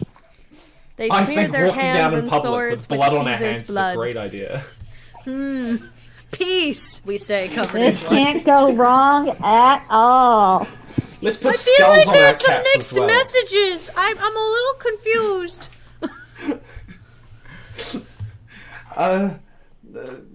Oh, it's still me. How many ages hence shall this our lofty scene be acted over in open brackets, States. close brackets, unborn, and accents yet unknown? Oh, it came right for you on that one. How many times shall Caesar bleed in sport that now on Pompey's basis lies along nor worthier than the dust? I wasn't sure if I needed him. So oft as that shall be, so oft shall the not us be called the men that gave their country. Well, a percentage of it determined by some sort of charter we'll draw up later. Liberty! What shall we forth? Aye, every man, and only men, away! Brutus shall lead, and we will grace his heels with the boldest and best hearts, which are only men of Rome! Enter a servant. Soft, who comes here? A friend of Antony's. Open bracket, Thus. kneeling, close bracket. Thus, Brutus, did my master bid me kneel. Thus did Mark Antony bid me fall down, and being prostrate, thus he bade me say, Brutus is noble, wise, valiant, and honest. Caesar was mighty, bold, royal, and loving. Say, I love Brutus, and I honored him. Say, I feared Caesar, honored him, and loved him. If Brutus will vouchsafe that Antony may safely come to him and be resolved, how Caesar hath deserved to lie in death, Mark Antony shall not love Caesar dead so well as Brutus living, but will follow the fortunes and affairs of noble Brutus through the hazards of this untrod state with all true faith. So says my master Antony. Thy master is a wise and valiant Roman. I never thought him worse. Tell him, so please him come unto this place, he shall be satisfied, and by my honor depart untouched. He Yeah, okay. pinky promises. Just like Caesar. I'll fetch him presently. Servant exits. You can trust me, covered in blood. I know that we shall have him well to friend. I wish we may. Oh, and yet I have a mind that fears so much in my misgiving. It falls shrewdly to the purpose. Enter Antony. But here comes Antony. Welcome, Mark Antony. O mighty Caesar, dost thou lie so low? Are all thy conquests, glories, triumphs, spoils shrunk to this little measure? Fare thee well. I know not, gentlemen, what you intend. Who else must be let blood? Who else is rank? If I myself, there is no hour so fit as Caesar's death's hour, nor no instrument of half that worth as those your swords made rich with the most noble blood of all this world. I do beseech you, if you bear me hard, now, whilst your purpled hands do reek in smoke, fulfill your pleasure. Live 1,000 years, I shall not find myself so apt to die, No place will please me so, no mean of death as here by Caesar, and by you cut off the choice and master spirits of this age. Oh, Antony, beg not your death of us, though now we must appear bloody and cruel, as by our hands in this our present act you see we do. Yet see you but our hands, and this the bleeding business they have done. Our hearts you see not. They are pitiful, and pity to the general wrong of Rome, as fire drives out fire, so pity, hath done this deed on Caesar. For your part, to you our swords have led in points, Mark Antony. Our arms in strength of malice, and our hearts of brother's temper, do receive you, and with all kinds love, good thoughts, and reverence. Your voice shall as strong as any man's in the disposing of new dignities. Only be patient till we have appeased the multitude, besides themselves with fear, and then we will deliver you the cause why I, that did love Caesar when I struck him, have thus proceeded. I doubt not of your wisdom. Let each man render me his bloody hand. First, Marcus Brutus will I shake with you. Next, Caius Cassius do I take your hand. Now Decius Brutus yours, now yours, Metellus, yours, Cinna, and my valiant Casca yours, though last, not least in love, yours, good Trebonius. Gentlemen all, alas, what shall I say? My credit now stands on such slippery ground that one of two bad ways you must conceit me, either a coward or a flatterer. That I did love thee, Caesar, oh, 'tis true. If then thy spirit look upon us now, shall it not grieve thee dearer than thy death to see thy Antony making his peace, shaking the bloody fingers of thy foes, most noble, in the presence of thy corpse? Had I as many eyes as thou hast wounds, weeping as fast as they stream forth thy blood, it would become me better than to close in terms of friendship with thine enemies. Pardon me, Julius. Here wast thou bade, brave heart. Here didst thou fall, and here thy hunters stand, signed in thy spoil and crimsoned in thy lethe. O world, thou wast the forest to this heart, and this indeed, O world, the heart of thee. How like a deer strucken by many princes dost thou here lie. Mark Antony! Pardon me, Caius Cassius. The enemies of Caesar shall say this, then in a friend it is cold modesty. I blame you not for praising Caesar. But what compact you have with us? Will you be pricked in the number of your friends? Or shall we not depend on you? Therefore I took your hands, but was indeed swayed from the point by looking down on Caesar. Friends am I with you all, and love you all, upon this hope that you shall give me reasons why and wherein Caesar was dangerous. Or else were this a savage spectacle? Our reasons are so full of good regards that were you, Antony, the son of Caesar, you should be satisfied. It's a really good reason, guys. It's really good, I promise. We don't Yes. get All I stabbed for seek. no reason here. That's all I seek, and am, moreover, suitor that I may produce his body to the marketplace, and in the pulpit, as becomes a friend, speak in the order of his funeral. You shall, Mark Antony. Brutus, a word with you. Open brackets. Aside to Brutus. Close brackets. You know what to do. Do not consent that Antony may speak at his funeral. No, you, much the people, may be moved, but that which he will utter. Aside to Cassius. By your pardon, I will myself into the pulpit first, and show the reason of our Caesar's death. What Antony shall speak, I will protest he speaks by leave and by permission, and that we are contented Caesar shall have all the true rites and lawful ceremonies. It shall advantage more than do us wrong. Open brackets. Aside to Brutus. Close brackets. I know what may fall. I like it not. Mark Antony, here, take you Caesar's body. You shall not in your funeral speech blame us, but speak all good you can devise of Caesar, and say you do it by our permission, else shall you not have any hand at all about his funeral. And shall you speak in the same pulpit whereto I am going, after my speech is ended. I do desire no more. Be it so. Prepare the body, then, and follow us. All but Antony exit. Ah, let's get the corpse. Pardon me, thou bleeding piece of earth, that I am meek and gentle with these butchers. Thou art the ruins of the noblest man that ever lived in the tide of times. Woe to the hands that shed this costly blood.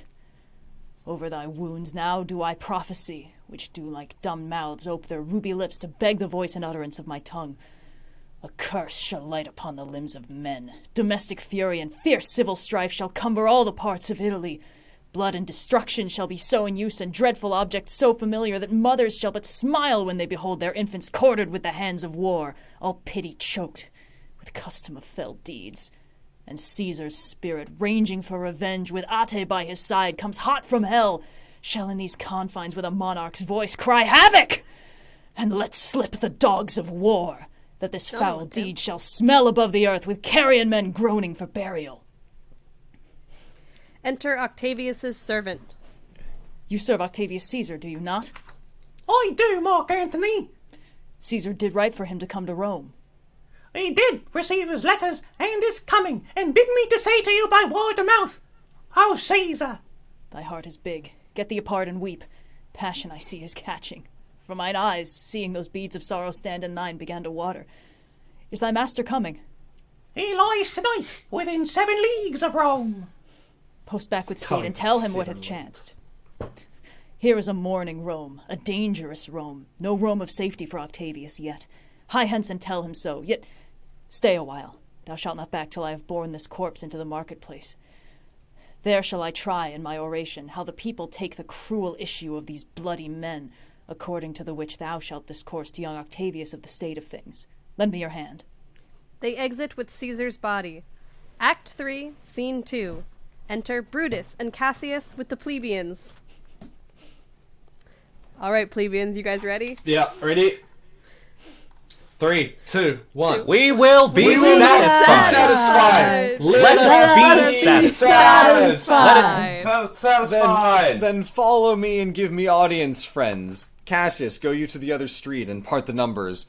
Those that will hear me speak, let him stay here. Those that will follow Cassius, go with him. And public reasons shall be rendered of Caesar's death. I will hear Brutus speak. I will hear Cassius and compare their reasons, when severally we have heard them rendered. Cassius exits with some of the plebeians. Brutus goes into the pulpit.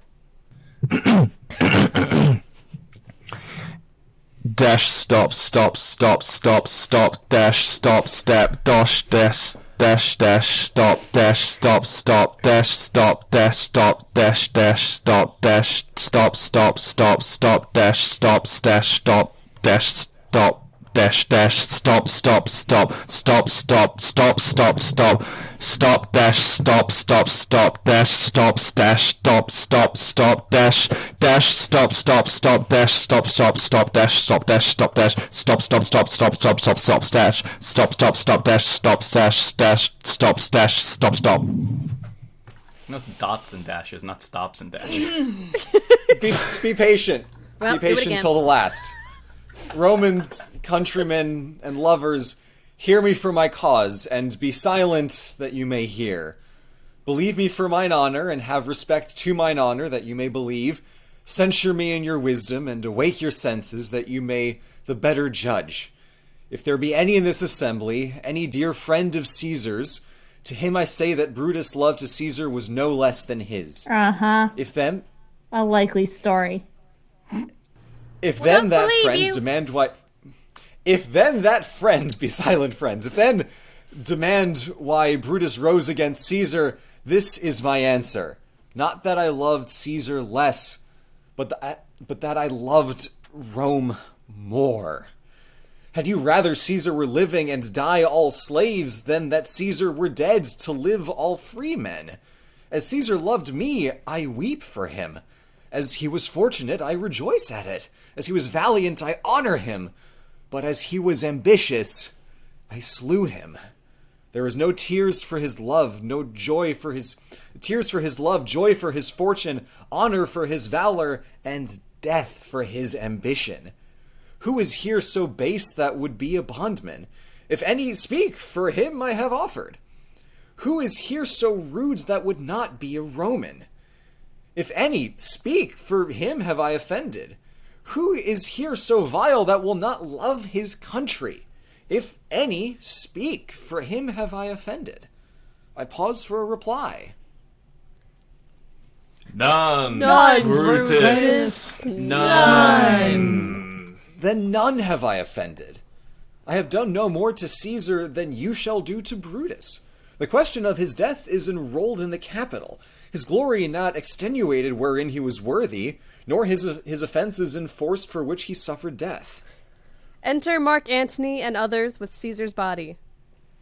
Here comes his body, mourned by Mark Antony, who, though he had no hand in his death, shall receive the benefit of his dying, a place in the commonwealth, as which of you shall not. With this I depart, that as I slew my best lover for the good of Rome, I have the same dagger for myself, when it shall please my country to need my death. Live. Live, Brutus. Brutus. Live. Live. Bring Definitely him in triumph live. home unto his house. Give him a statue with his ancestors.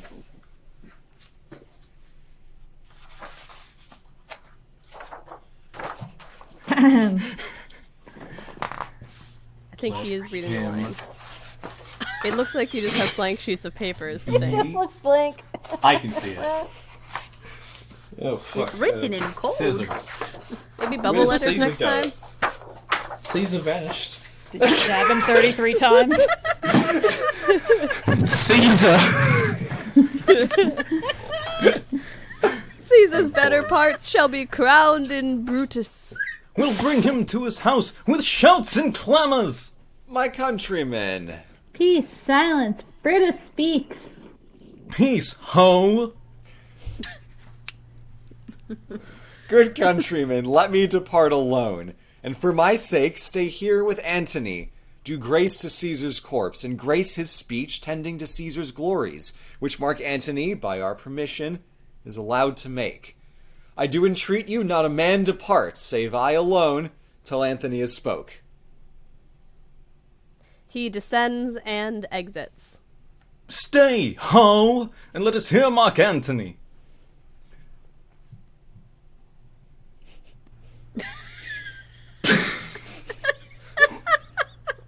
He ate. 8? Damn it. First word. First word, 8 letters. 8 words. Chair, What? chair. Chair. Chair. Yeah. Sitting down. Chair. 4 Fourth word, letters. Up. Up. Fourth word up. Fifth Fifth word. word. Fifth word. In. Down. Dunk. Swim. Into. You swimming. Into. Into. Dunking. Yep. Go into. Go into the chair. Let him dunk into the public chair. All of us have the script. Yeah, we know. Let's move on this way. It's acting, Indigo. We'll hear him. We'll hear him! Noble Antony! Go up! For Brutus's sake, I am beholding to you. He goes into the pulpit. What does he say of Brutus? He says, for Brutus' sake, he finds himself beholding to us all. 'Twere best he speak no harm of Brutus here. This Caesar was a tyrant. Nay, that's certain. We are blessed that Rome is rid of him. Peace. Let us hear what Antony can say. You gentle Romans, Peace. Peace! Oh. Let us hear hear him. God, we're dumb. We're One of the plebeians. friends, Romans, countrymen, lend me your ears. Here you go. Brutus doesn't do this speech? Huh. I come to bury Caesar, not to praise him. The evil that men do lives after them. The good is oft interred with their bones. So let it be with Caesar. The noble Brutus hath told you Caesar was ambitious. If it were true, it was a grievous fault, and grievously hath Caesar answered it. Here, under leave of Brutus and the rest, for Brutus is an honorable man. So are they all honorable men. Come I to speak in Caesar's funeral. He was my friend, faithful and just to me. But Brutus says he was ambitious, and Brutus is an honorable man. He hath brought many captives home to Rome, whose ransoms did the general coffers fill. Did this, in Caesar, seem ambitious? When that the poor have cried, Caesar hath wept. Ambition should be made of sterner stuff. Yet Brutus says he was ambitious, and Brutus is an honorable man. You all did see that on the Lupercal I thrice presented him a kingly crown, which he did thrice refuse. Was this ambition? Yet Brutus says he was ambitious, and sure he is an honorable man. I speak not to disprove what Brutus spoke, but here I am to speak what I do know. You all did love him once, not without cause. What cause withholds you then to mourn for him? Judgment, thou art fled to brutish beasts, and men have lost their reason. Bear with me. My heart is in the coffin there with Caesar. I must pause till it come back to me. He weeps. Methinks there is much reason in his sayings. If thou consider rightly of the matter, Caesar has had the great wrong. Im Nilfrid inas villa worse tul on in ya as or. Ambitious not was he certain 'tis therefore. Crowned the take not would he.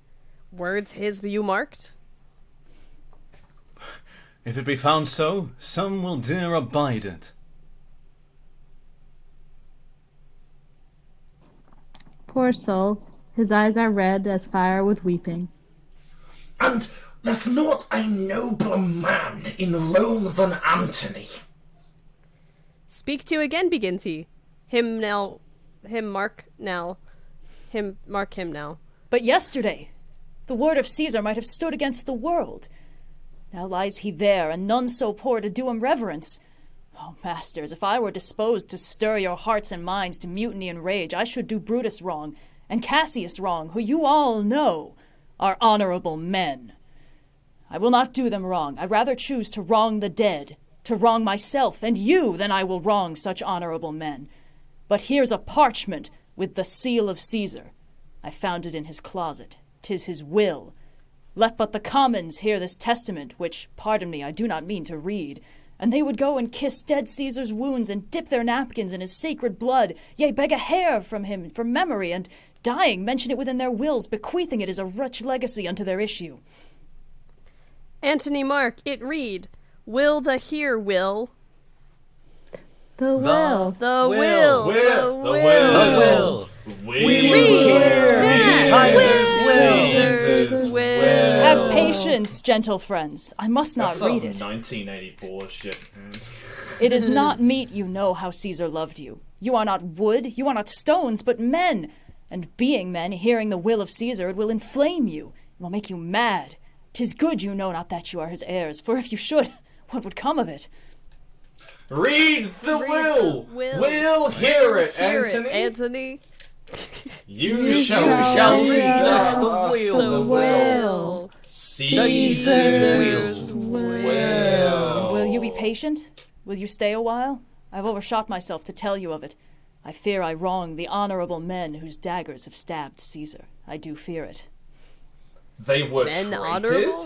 Traitors were Honorable men. The will! The will. The testament. They were villains, murderers. The will. Read the will. You will compel me, then, to read the will. Then make a ring around the corpse of Caesar, and let me show you him that made the will. Shall I descend, and will you give me leave?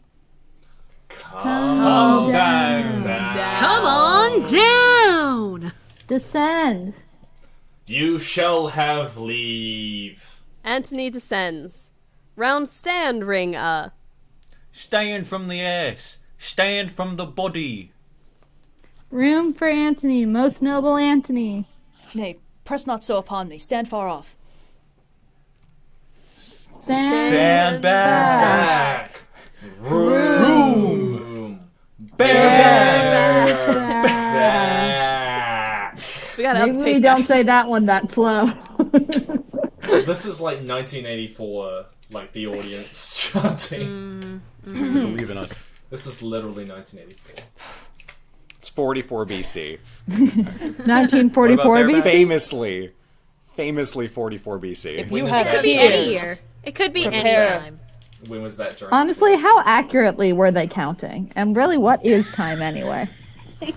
I find it. See, one of the things that I struggle with is how did they know it was like 44 BC or like 100 BC when like Christ wasn't around? Like, how did they know? How if did you they have know? tears, prepare to shed them now! You all do know this mantle. I remember the first time ever Caesar put it on. 'Twas on a summer's evening in his tent, the day he overcame the Nervi. Look, in this place ran Cassius's dagger through. See what a rent the envious Casca made. Through this the well-beloved Brutus stabbed, and as he plucked his cursed steel away, mark how the blood of Caesar followed it, as rushing out of doors to be resolved if Brutus so unkindly knocked or no. For Brutus, as you know, was Caesar's angel. Judge, O you gods, how dearly Caesar loved him. This was the most unkindest cut of all, for when the noble Caesar saw him stab, ingratitude, more strong than traitor's arms, quite vanquished him. Then burst his mighty heart, and in his mantle muffling up the face, even at the base of Pompey's statue, which all the while ran blood, great Caesar fell. Oh, what a fall was there, my countrymen! Then I and you and all of us fell down, whilst bloody treason flourished over us. Oh, now you weep, and I perceive you feel the dint of pity. These are gracious drops. Kind souls, what weep you when you but behold our Caesar's vesture wounded? Look you here. Antony lifts Caesar's cloak. Here is himself, marred as you see with traitors. Oh, piteous spectacle. Oh, noble Caesar. Oh, what full day! Villains, traitors, oh! Oh, most bloody sight. We will be revenged. Okay, I do think Revenge. About. About. See. Burn. Burn. Fire. Fire. Kill. Slay. Let not a Let traitor not live. a traitor live. We're like a live. 6 IQ troll. Stay, countrymen. Peace there. Hear the noble Antony. We'll hear him. We'll follow him. We'll die with him. Good friends, sweet friends, let me not stir you up to such a sudden flood of mutiny. They that have done this deed are honorable. What private griefs they have, alas, I know not, that made them do it. They are wise and honorable, and will no doubt with reasons answer you. I come not, friends, to steal away your hearts. I am no orator, as Brutus is, but as you know me all, a plain, blunt man that loves my friend, and that they know full well that gave me public leave to speak of him, for I have neither wit, nor words, nor worth, action, nor utterance, nor the power of speech to stir men's blood. I only speak right on. I tell you that which you yourselves do know. Show you sweet Caesar's wounds, poor dumb mouths, and bid them speak for me. But were I Brutus, and Brutus Antony, there were an Antony would ruffle up your spirits and put a tongue in every wound of Caesar that should move the stones of Rome to rise in mutiny. We'll Mutiny. We'll burn the house of Brutus. Away then! Come, seek the pro-democracy military-industrial complex in the I think they prefer conspirators. Yet hear me, countrymen. Yet hear me speak. Peace. Peace. Oh, here, Ho. Anthony. Here, Antony. Most noble Antony. Most noble Antony. Noble Antony. Why, friends, you go to do you know not what. Wherein hath Caesar thus deserved your loves? Alas, you know not. I must tell you then. You have forgot the will I told you of. Most true. The will. Will. Let's stay and hear the will. Hear the will. will! Here is the will, and under Caesar's seal. To every Roman citizen he gives, to every several man, 75 drachmas. Most noble Caesar will revenge his death. Oh, royal Caesar! Hear me with patience. Peace! Ho. Ho! Moreover, he hath left you all his walks, his private arbours and new planted orchards on this side Tiber. He hath left them you, and to your heirs forever. Common pleasures to walk abroad and recreate yourselves. Here was a Caesar. When comes such another? Never, never. Come, away, away! We'll burn his body in the holy place, and with the brands fire the traitors' houses. Take up the body! Go, fetch fire. Pluck down benches. Pluck down forms, windows, anything! Plebeians exit with Caesar's body. Now let it work. Mischief, thou art afoot. Take thou what course thou wilt. Enter servant. How now, fellow? Sir, Octavius has already come to Rome. Where is he? He and Lepidus are at Caesar's house. And thither will I straight to visit him. He comes upon a wish. Fortune is merry, and in this mood will give us anything. I heard him say Brutus and Cassius all rid like madmen through the gates of Rome. Belike they had some notice of the people, how I had moved them. Bring me to Octavius. They exit. Act 3, Scene 3. Enter Cinna the poet, and after him the plebeians. We're not done yet. Nice to see the Roman hive mind is well at work. How did Shakespeare have us do so many? Turns out you can get people to like you with public parks. Who knew? Hardcore. I'm not the sort of person to cause a mutiny. But But if I Now, were, if I were dashingly handsome and very good at stirring up the populace, I'd do it just like this. Oh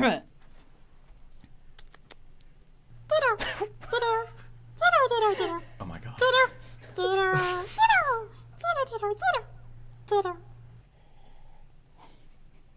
What is your name? I love Pikachu. is What Ditto is your Cinna name? now? Where are you going? Where do you dwell? Are you a married man or a bachelor? Answer every man directly. Aye, and briefly. Aye, and wisely.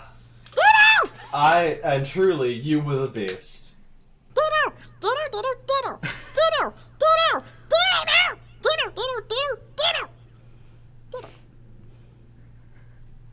That's as much as to say there are fools that are merry.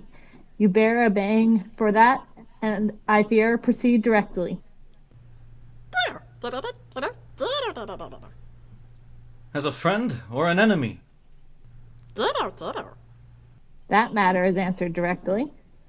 For your dwelling, briefly. Your name, sir. Truly, give me your name.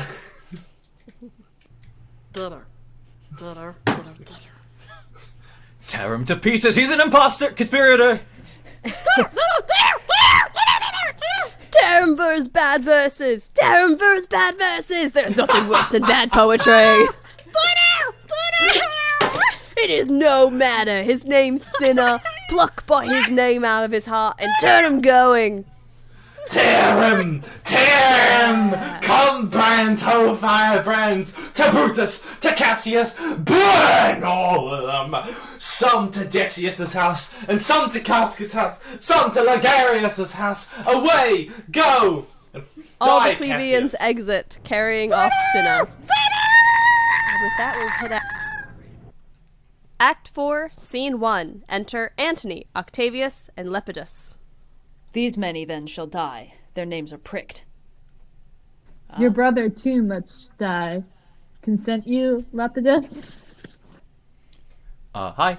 Nora again, thanks for having me call back. I'll try out for Lepidus. Do you have any recommendations for me before we get into it? Just do it the first time. I just want to see what kind of read you have based on the sides we sent you, and then we'll give notes going forward. Mm-hmm.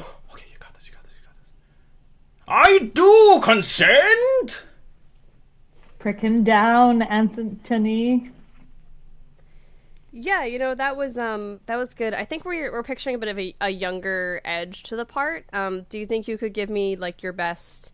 I don't know how old you are. Like, channel your inner high schooler. Really get that teen angst in there. Oh, sure. Yeah. Okay. Upon condition, Publius shall not live. Who is your sister's son, Mark Antony? He shall That's not not- live. Look. I In a spot, I damn him. But Lepidus, go you to Caesar's house. Fetch the will hither, and we shall determine how to cut off some charge and legacies. All right, last one. What do we want to do? Yeah. Great taking the note, but I think you're a little bit too much edge on it. We're thinking, like, not quite hot topic, but definitely goth. You know, why don't you just give me your best, like, Dracula read on the line? Oh, okay, sure, yeah. What? Shall I find you here? Or Cool. here. Great, thanks for coming in. We'll be in touch. The team, again, you know the drill by now. A few more rounds of this, probably really nail down the part. Thank you for your time. I've got your headshot, and you're free to go. All right, thanks. We're here. We're at the Capitol. Lepidus exits. This is a slight, unmeritable man, meet to be sent on errands. Is it fit the threefold world divided, he should stand one of the three to share it? So you thought him and took his voice, who should be pricked to die in our black sentence and prescription? Octavius, I've seen more days than you, and though we lay these honors on this man to ease ourselves of divers slanderous loads, he shall but bear them as the ass bears gold, to groan and sweat under the business, either led or driven, as we point the way, and having brought our treasure where we will, then take we down his load and turn him off, like to the empty ass, to shake his ears and graze in commons. You said ass again. Octavius, You may come do on, man. your will, but he's a tried and valiant soldier. So is my horse, Octavius, and for that I do appoint him store of provender. It is a creature that I teach to fight, to wind, to stop, to run directly on, his corporal motion governed by my spirit, and in some taste is Lepidus but so. He must be taught and trained and bid go forth, a barren-spirited fellow, one that feeds on objects, arts, and imitations, which out of use and staled by other men begin his fashion. Do not talk of him but as a property. And now, Octavius, listen great things. Brutus and Cassius are levying powers. We must straight make head. Therefore, lest our alliance be combined, our best friends made, our means stretched, and let us presently go sit in council how covert matters may be best disclosed and other perils surest answered.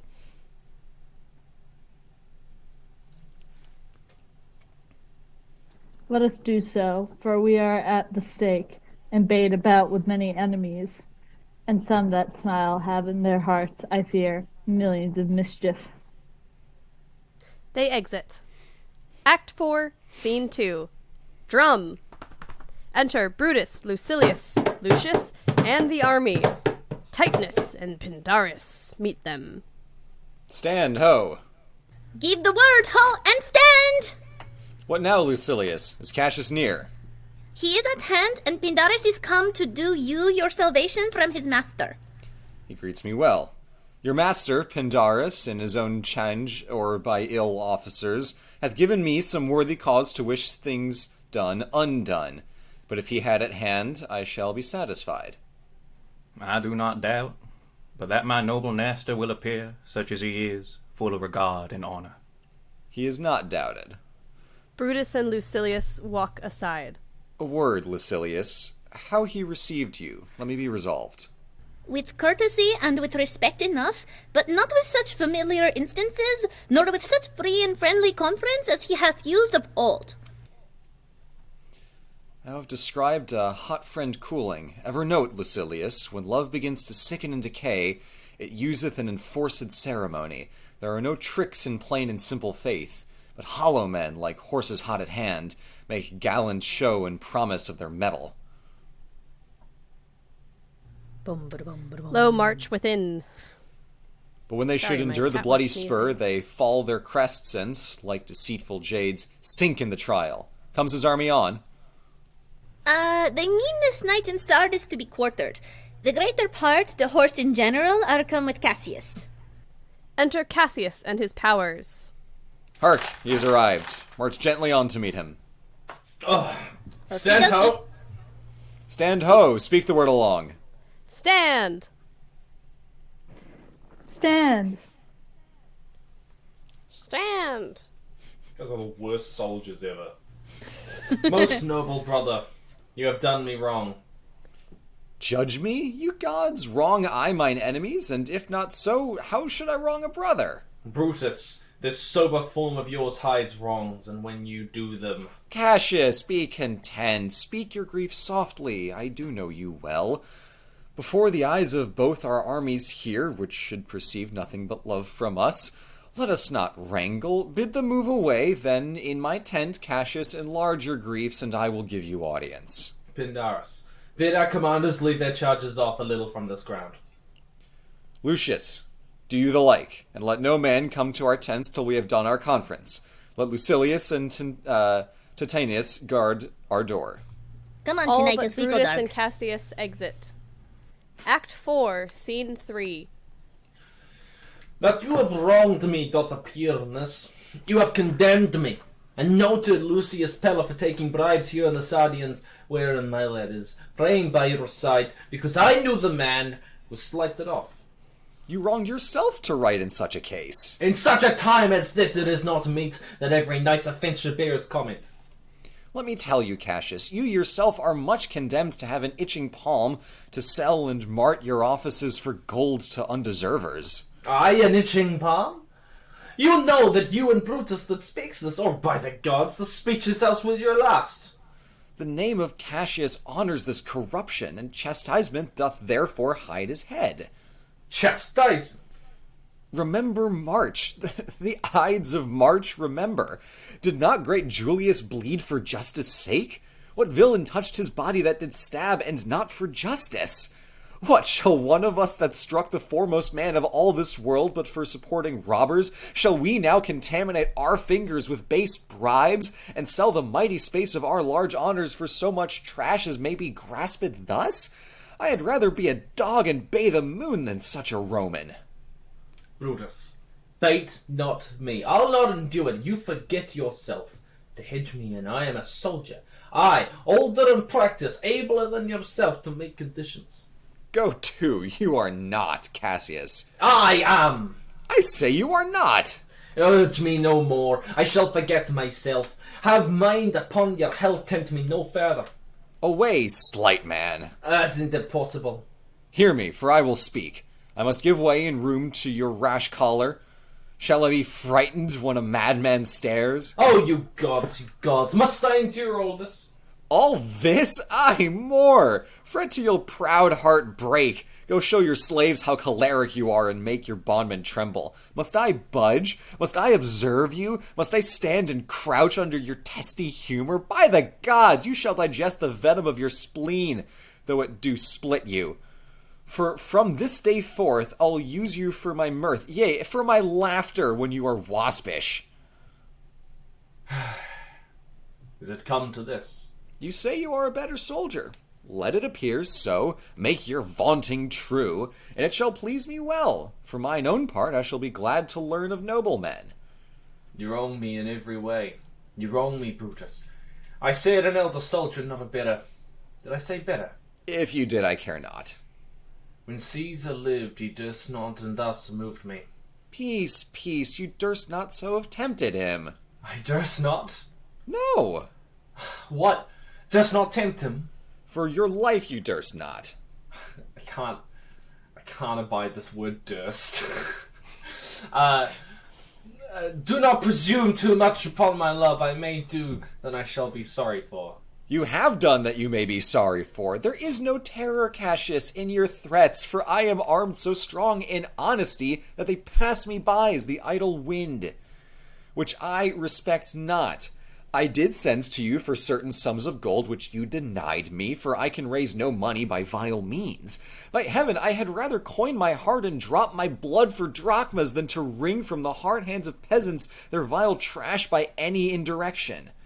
I did send to you for gold to pay my legions, which you denied me. Was that done like Cassius? Should I have answered Gaius Cassius so? When Marcus Brutus grows so covetous to lock such rascal counters from his friends, be ready, gods, with all your thunderbolts. Dash him to pieces. I denied you not. You did! I did not. He was but a fool that brought my answer back. Brutus hath revived my heart. A friend should bear his friend's infirmities, but Brutus makes mine greater than they are. I do not till you practice them on me. Oh, you love me not. I do not like your faults. A friendly eye could never see such faults. A flatterer's would not, though they do appear as huge as high Olympus. Come, Antony and young Octavius, come, revenge yourselves alone on Cassius, for Cassius is aweary of this world, hated by the one he loves, braved by his brother, checkered like a bondman, all his fates observed, set in a notebook, learned and conned by rote, cast into my teeth. Oh, I could weep, my spirit from mine eyes. There is a dagger. Offering his dagger to Brutus. And here, my naked breast, within a heart dearer than Pluto's mine, richer than gold. If thou hast best a Roman, take it forth, and that I denied thee gold, will give my heart. Strike it, as thou did at Caesar, for I know when thou didst haste him worse, thou lovest him better, thou that ever lovest Cassius. Sheathe your dagger. Be angry when you will. It shall have scope. Do what you will. Dishonor shall be humor.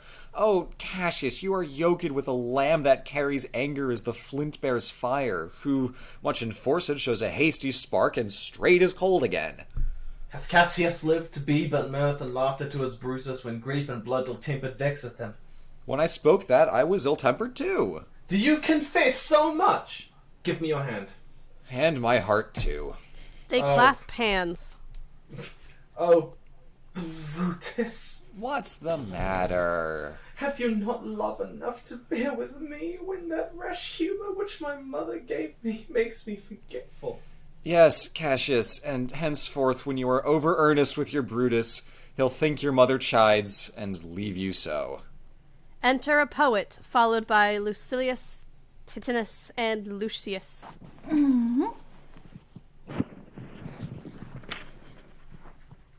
Let me go in to see the generals. There is some grudge between them. 'Tis not met they be alone. You shall not come to them. Nothing. Hey now, what's the matter? You're a rock star. Get the show on. Nothing Go but wolf. death shall stay me. For shame, you generals. What do you mean? Love and be friends, as two such men should be. For I have seen more years, I'm sure, than ye. Ha ha ha! How vilely doth this sin a crime! Get you hence, sirrah, saucy fellow, hence.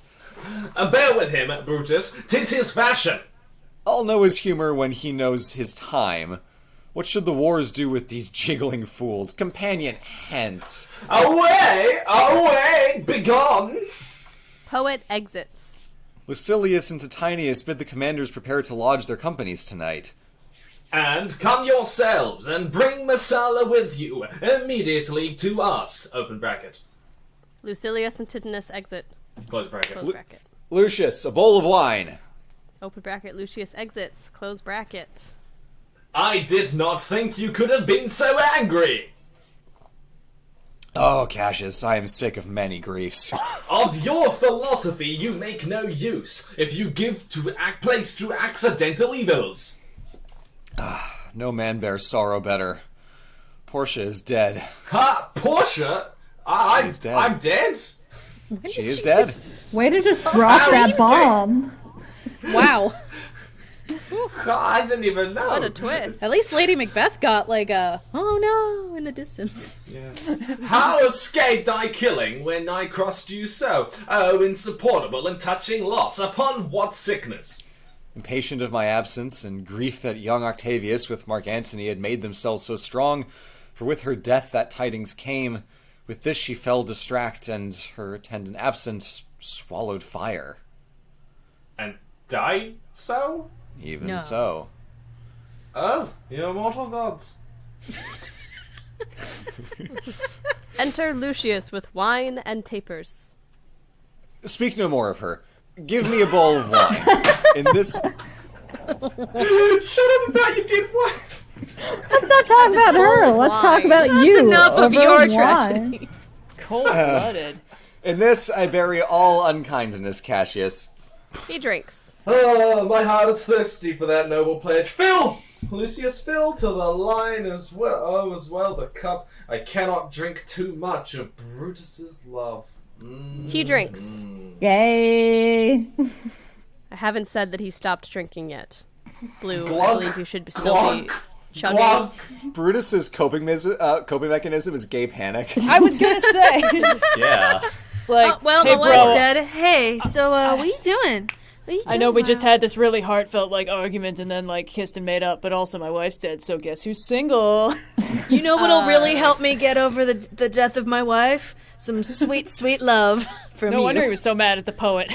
Come in, Titanius. I Welcome. wouldn't Enter mind being Titanius and stabbed in the Masala. behind. Welcome, good Masala. Now sit we close about this taper here and call in question our necessities. Sheath your dagger. Portia, art thou gone? No more, I pray you. Masala, I have received letters that young Octavius and Mark Antony come down upon us with a mighty power, bending their expedition toward Philippi. Yeah, if I look at my records, myself have letters of the self-same tenor. With what addition? Oh, if you check the bylaws that by prescription and bills of outlawry, Octavius, Antony, and Lepidus have put to death 100 senators. Therein our letters do not well agree. Mine speak of 70 senators that died by their prescriptions, Cicero being one.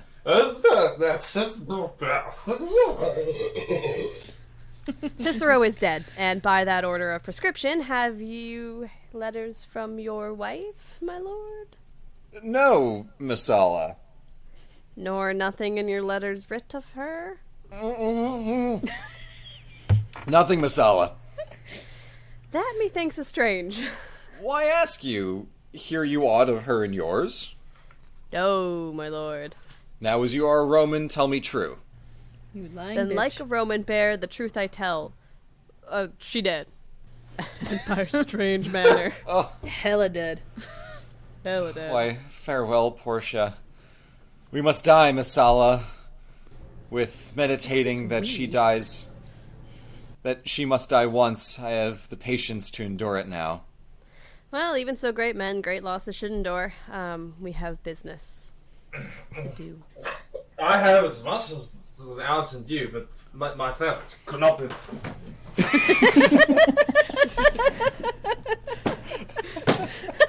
Oh my god, he's Fine. dead. Oh, Now nope, he's he's fine. back. He'll be good. Don't worry. Just throw some water on him. He'll be fine. Well, fine. to our work alive. What do you think of marching to Philippi presently?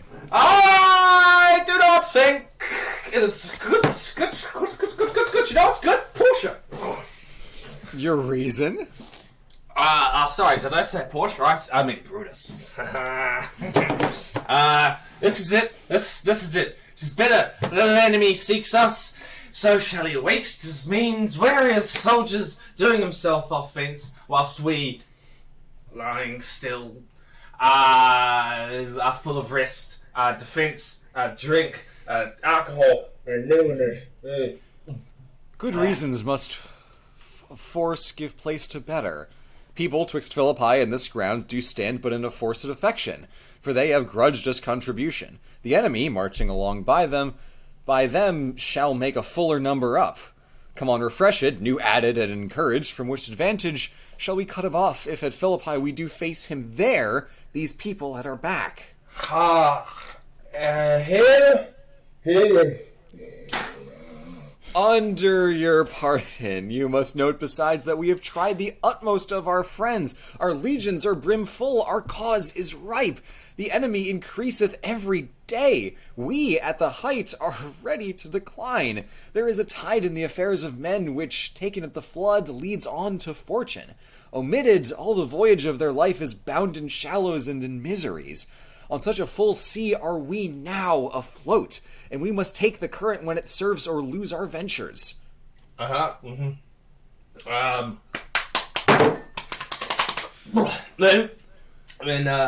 with your will, go on.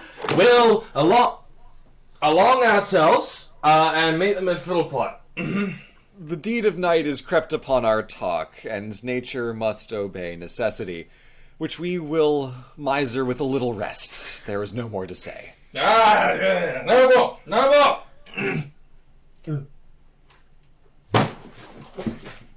They stand. Nope. Lucius! Enter Lucius. Oh, My gown. Early Lucius marbles exits. with resonates. Real powerhouse Lucius in this scene. Farewell, good Messala. Good night, Antonius. Noble Cassius. Good night and good repose. Oh, dear brother, this is the little beginning of the night. Never comes such division between our souls. Have you got the subtext yet? Let it not, Brutus.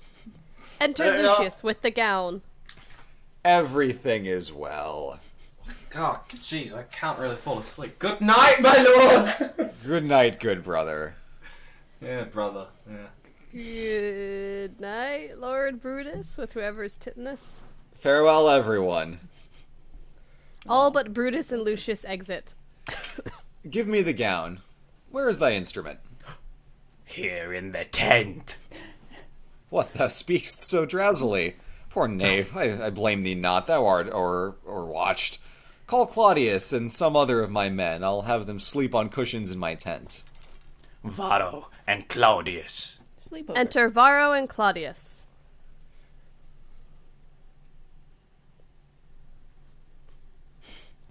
Colors, my lord. I pray you, sirs, lie in my tent and sleep. It may be I shall raise you by and by on business to my brother Cassius. Oh, they get to sleep in your tent. So please you, we will stand and watch your pressure. I will not have it so. Lie down, good sirs. It may be I shall overwise bethink me. They lie down. Look, Lucius, here's the book I sought for so. I put it in the pocket of my gown. I was sure your lordship did not give it me. Bear with me, good boy, I am much forgetful. Canst thou hold up thy heavy eyes awhile and touch thy instrument a strain or two? Aye, my lord, and it please you. It does, my boy. I trouble thee too much, but thou art willing. It is my duty, sir. I need to find an instrument. I should not urge thy duty past thy might. I know young bloods look for a time of rest. I have slept, my lord, already. It was well done, and thou shalt sleep again. I will not hold thee long. If I do live, it will be good to thee. Music and a song. Do-do-do-do. Ding, ding, ding, ding, ding, ding, ding. Lucius then falls asleep. This is a... Happy kitty, sleepy kitty, burn. I don't want the young Sheldon copyright guys coming after us, so we're gonna have to cut that in post. This is a sleepy tune. Oh, murderous slumber, layest thou thy leaden mace upon my boy that plays thee music? Gentle knave, good night. I will not do thee so much wrong to wake thee. If thou dost nod, thou breakst thy instrument. I'll take it from thee, and good boy, good night.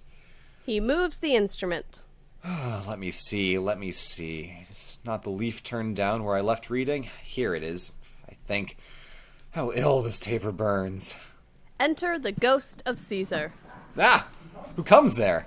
I think it is the weakness of mine eyes that shapes this monstrous apparition. It comes upon me. Art thou anything? Art thou some god, some angel, or some devil that makes my blood cold and my hair to stare? Speak to me what thou art. Genius malus tuus, brute. How comest thou? Oi, spooky. Ut moneam te Philippis me visurum. Well, then, I shall see thee again? Scilice Philippis. Why, I will see thee at Philippi, then. Ghost exits. It's a date. Now I have taken heart, thou vanishest. Ill spirit, I would hold more talk with thee. Boy, Lucius, Varro, Claudius, sirs, awake, Claudius! The strings, my lord, are false. He thinks he still is at his instrument. Lucius, awake! My lord. Didst thou dream, Lucius, that thou so criedst out? My lord, I do not know that I did cry. Yes, that thou didst. Didst thou see anything? Nothing, my lord. Sleep again, Lucius. Sir Claudius! Tavaro. Fellow thou, awake! Huh? They rise up. My lord? My lord, Why did you so cry out, sirs, in your sleep? did we? Did we, my lord? I saw you anything? No, my lord. I saw nothing. I was sleeping. Nor I, my lord. Go and commend me to my brother Cassius. Bid him set on his powers but times before, and we will follow. It shall be done, my lord. It shall be done, my lord. Sorry, I saw one. I said it first. Ha! Act 5, Scene 1. Enter Octavius, Antony, and their army. Now, Antony, our hopes are answered. You said the enemy would not come down, but keep the hills and upper regions. It proves not so. Their battles are at hand. They mean to warn us at Philippi here, answering before we do demand them. I am in their bosoms, and I know wherefore they do it. They could be content to visit other places and come down with fearful bravery, thinking by this face to fasten in our thoughts that they have courage. But 'tis not so. Enter a messenger. Hi. This I guess is a callback for the callback. Last time apparently recordings didn't turn out so hot. Any direction, I'll take it. Yeah, my business card, my headshot. Just thanks for the opportunity. Thank you. Yeah, great. Thanks for coming in again. We're actually having you read for a different part this time. You get the updated sides referring to messenger? Yeah, bit of a step down from Lepidus, but sure, okay. You know, there's no small parts, only small people. So no, why totally got don't it. we This is a small part. have you read... Don't make him feel Yeah, we're gonna have bad. you read the sides. You know, we're really going for kind of a worldly feel to this whole production. We want to bring in a lot of different voices. So if you could give me any accent you want, but just, you know, become a different person for these couple lines here and really transport us. Why don't you? All right, sure. Okay. You got this. Prepare Whenever you, you're ready. generals. The enemy comes on in gallant show. Their bloody sign of battle is hung out, and something to be done immediately. Yeah. Octavius, lead your battle softly on upon the left hand of the even field. And on the right hand, I keep thou left. A slide to the left. Slide to the right. Crisscross. Crisscross. Cross! Why do you crisscross me in this exegesis?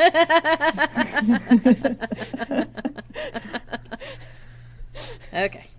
Upon the right hand, I keep thou left. Why do you cross me in I this do not exegesis? cross you, but I will do so.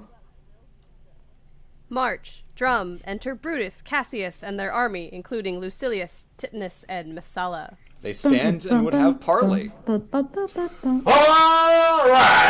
you sons! You will stand fast, Tinnitus. We must out and talk. Mark Antony, shall we give the sign of battle? No, Caesar. We will answer on their charge. Make forth. The generals would have some words. To his officers. Stir not until the signal. The generals step forward. Words before blows, is it so, countrymen? Not that we love words better, as you do. Good words are better than bad strokes, Octavius. In your bad strokes, Brutus, you give good words. Witness the hole you made in Caesar's heart, crying, "Long live!" Oh, Antony! The posture of your blows are yet unknown. But for your words, they rob of the hobler bees and leave them honeyless. Not the bees! No, Oh, yes. Not stingless, and soundless, too, for you have stolen their buzzing, Antony, and very wisely threat before you sting.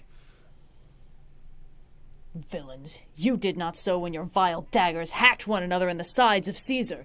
You showed your teeth like apes and fawned like hounds and bowed like bondmen, kissing Caesar's feet, whilst damned Casca like a cur behind struck Caesar on the neck. Oh, you flatterers. Flatterers? Now, Brutus, thank yourself. This tongue has not offended till today if Cassius might have ruled. Come, the cause. If arguing makes us sweat, the proof of it will turn to redder drops.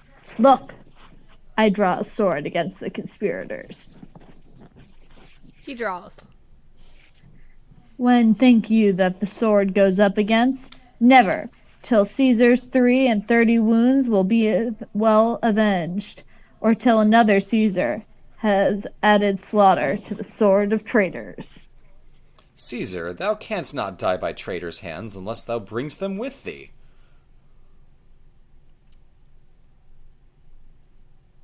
So I hope. I was not born to die on Brutus' sword. Oh, if thou wert the noblest of thy strain, young man, thou couldst not die more honourable. A peevish schoolboy worthless of such honour, joined with his masker and reveller. Old Cassius. Come, still. Antony, away. Defiance, traitors, hurl we in your teeth. If you dare fight today, come onto the field. If not, when you have the stomachs. Octavius, Antony, and their army exit. Oh, why now blow wind, sweet billow, and swim bog? The storm is up, and all is in the hazard. Oh, Lucilius, hark, a word with you. Lucilius and Messala stand forth. Is it this one? My lord? I don't know much hat this was. Brutus and Lucilius step aside together. Tikka masala.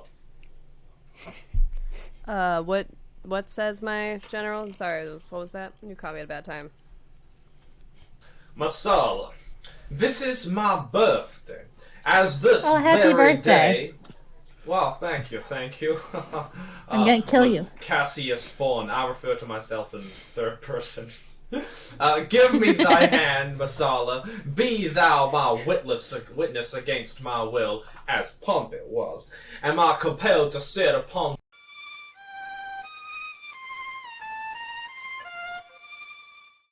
A very vivid picture, sir, but believe not so. Even so, Lucilius. Brutus returns to Cassius.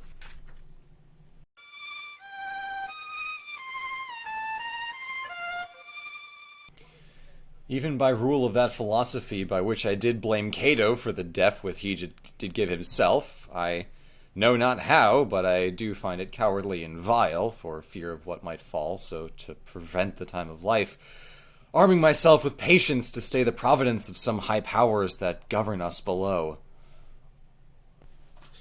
Then, if we lose this battle, you are contented to be led in triumph throughout the streets of Rome? No, Cassius, no. Think not, thou noble Roman, that ever Brutus will go bound to Rome. He bears too great a mind, but the same day must end that work the Ides of March begun. And whether we shall meet again, I know not. Therefore our everlasting farewell take. Forever and forever farewell, Cassius. If we do meet again, why, we shall smile. If not, why then this parting was well made. Forever and farewell, Brutus. If we do meet again, we'll smile indeed. If not, 'tis true this parting was well made. Why then, lead on. Oh, that a man might know the end of this day's business ere it come. But it sufficeth that the day will end, and then the end is known. Come ho, away! They exit. Act 5, Scene 2. Alarum. Enter Brutus and Messala. Ride, Messala, ride and give these bills unto the legions on the other side. He hands Messala papers. Loud alarum. Let them sit on at once, for I perceive but cold demeanor in Octavius's wing, and sudden push gives them the overthrow. Ride, Messala, let them all come down. They exit. All right. Act 5, Scene 3. Alarums. Enter Cassius, carrying a standard, and Titnus. Oh, look! Tinnitus, the villain that belongs to the fly. Myself have to mine own turned enemy. The ensign of mine was turning back. I slew the coward and did take it from him. Oh, he's back. Hello. Hi, it's me. Ah, yeehaw. We have a yeehaw hat now. 2 seconds. Hello. Haha. Oh, Cassius. Brutus gave the word too early. Ooh, having some advantage on Octavius, took it too eagerly. His soldiers felt spoil, whilst we by Antony are all enclosed. Enter Pindarus. Fly further off, my lord. Fly further off. Mark Antony is in your tents, my lord. Fly therefore, noble Cassius. Fly far off. This hill is far enough. Look, Tinnitus. The tents where I perceive the fire. They are, my lord. Tinnitus, if thou wast loves me, I don't know if I do. mount thou thy horse and thy spurs in him, and here again that I may rest assured whether yon troops are friend or enemy. I will be here again, ever, even within a thought. Go! He exits. Go! Pindarus, get that higher hill. My sight was ever thick. Regard Titanis and tell me what thou is not about the field. Pindarus goes up. This day I breathe first. My time's coming around. And where did I begin? There I shall end. My life is run on his compass. Sirrah, what news? Oh, my lord. Ah, what news? Tonight, Titanius No one is has said it enclosed correctly. around about with horsemen that make to him on the spur, yet he spurs on. Now they are almost on him. Now, Titinius, now some light. Oh, he lights too. He's ta'en. Shout. Ha! Ah! And hark, they shout for joy. Woo! Come down. Come down. Behold no more. O coward, if I am to live so long to see my best friend before my face. Pindarus comes down. Come hither, sirrah. In Parthia I did take thee prisoner, and I swore thee, saving thy life, that whatsoever I did bid to thee, thou should attempt it. Come now, keep thine oath. Now be a free man, and with this good sword that ran through Caesar's bowels, search this bosom, search not to answer. Here thou take out the hilt, and then, when my face is covered, as 'tis now, guide thou sword. Pindarus stabs him. Caesar, thou art revenged, even with the sword that killed thee. He dies. F some chat. Ragdolls. I am free. It would not so have been, durst I have done my will. Oh, Fred Cassius. Far from this country Pindarus shall run, where never Roman shall take note of him. He exits. Enter Titanus and Messala. Oh my god, I don't get paid enough for this. It's but change, Titanus. For Octavius is overthrown by noble Brutus' power, and Cassius' legions are by Antony. Ugh. These tidings will well comfort Cassius. Yeah, where'd you leave him?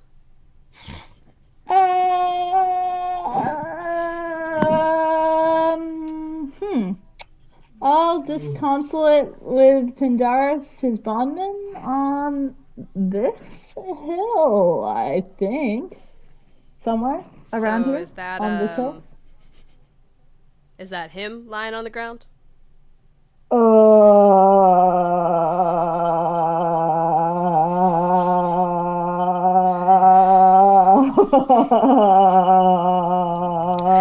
That feel when you know you are so fired. This is gonna have to go on your permanent record. He lies not like the living. Oh, he's dead. Oh, he's dead. Oh, he's dead. Oh, my heart.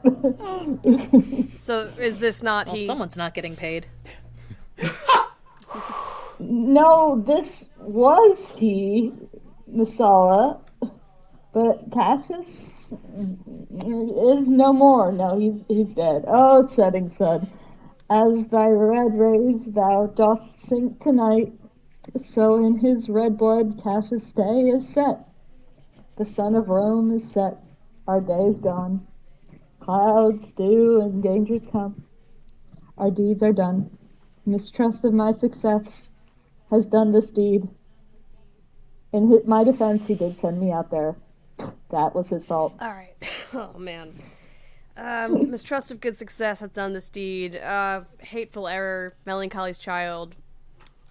Why dost thou show to be the apt thoughts of men? The things are that are not. Oh, error soon conceived, thou never comest unto a happy birth, but kill'st the mother that endangered thee. I do not get paid enough for this.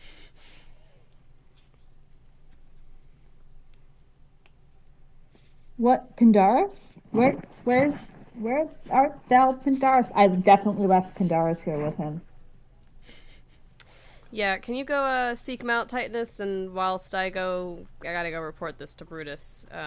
He's gonna want to hear about this one. And I may say thrusting it for piercing steel and darts and venom shall be as welcome as to the ears of Brutus as tidings of this sight.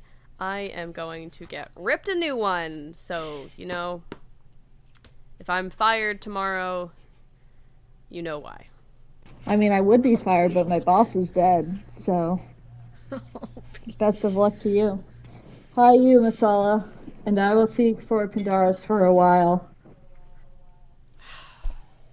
Masala exits. Why didst thou send me forth, brave Cassius? Did I not meet thy friends, and did not thy put my brows this wreath of victory, and bid me that give it thee? Did thou not hear thy shouts? Alas, thou hast misconstrued everything. But hold thee, take this garland on my brow.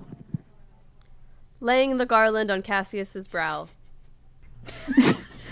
Thy Brutus bid me give it to thee, and I will do his bidding.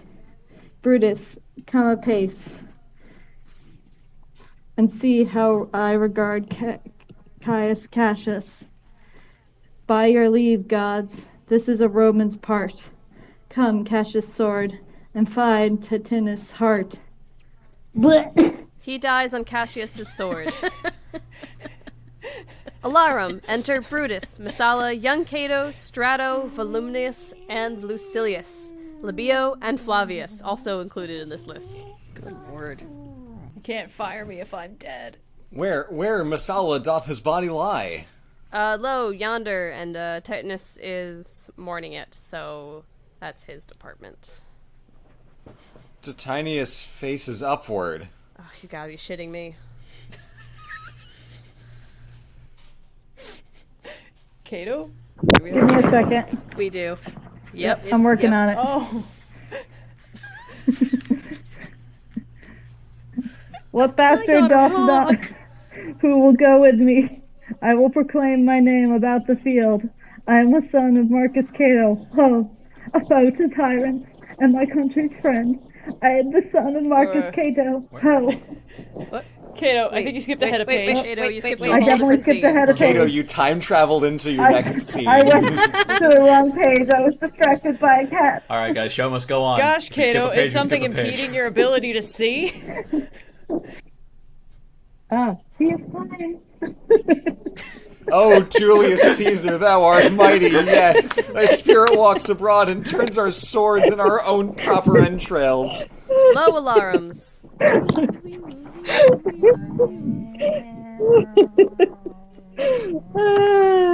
Brave Tinitus. I can't say my own name. Tiny Tim, it's fine. Brave Tim. This was a bad choice. Look where he is, not crowned Cassius. Are yet two Romans living such as these? Oh, the last of all Romans, fare thee well. It is impossible that ever Rome should breed thy fellow. Friends, I owe more tears to this dead man than you shall see me pay. I shall find time, Cassius. I shall find time. Come, therefore, and to Thasos send his body. His funeral shall not be in our camp, lest it discomfort us. Lucilius, come. And come, young Cato, let us to the field. Labeo and Flavius, set our battles on. 'Tis 3 o'clock, and Romans, yet ere night we shall try a fortune in a second fight. They exit. Act 5, Scene 4. Alarum. Enter Brutus, Messala, Cato, Lucilius, and Flavius. Oh, Flavius is back. That's fun. Yet, countrymen, oh, yet hold up your heads! Brutus, Messala, and Flavius exit. Brisk. What bastard doth not? Who will go with me? I will proclaim my name about the field. I am the son of Marcus Cato. Ho! A foe to tyrants and my country's friend.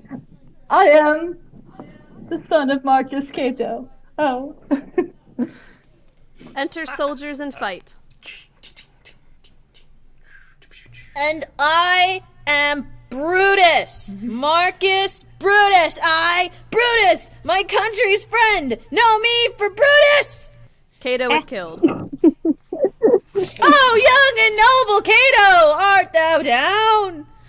Why, now thou diest as bravely as Titinius. I think that's how I don't know. Yep. And mates he be honored, being Cato's son. Seizing Lucilius. Oh, yielded thou diest. Oh, you're gonna die. Only I yield to die. There is so much that thou wilt kill me straight. Offering money. Kill Brutus and be honored in his death. We must not. A noble prisoner. Enter Antony. Room, ho! Tell Antony Brutus is ta'en. I'll tell the news, I will, but here comes the general. Brutus is ta'en. Hey, Brutus is ta'en, my lord. Where is he? Safe, Antony. Brutus is safe enough. I dare assure thee that no enemy shall ever take alive noble Brutus. My impression of him is so good, you guys. Everyone thought it was me. I was very, very good. The gods defend him from so great a shame. When you do find him, either alive or dead, he will be found like Brutus, like himself. This is not Brutus, friend, but I assure you a prize no less in worth. Keep this man safe. Give him all kindness. I'd rather have such men my friends than enemies. Go on and see whether Brutus be alive or dead, and bring us word unto Octavius's tent how everything is chanced.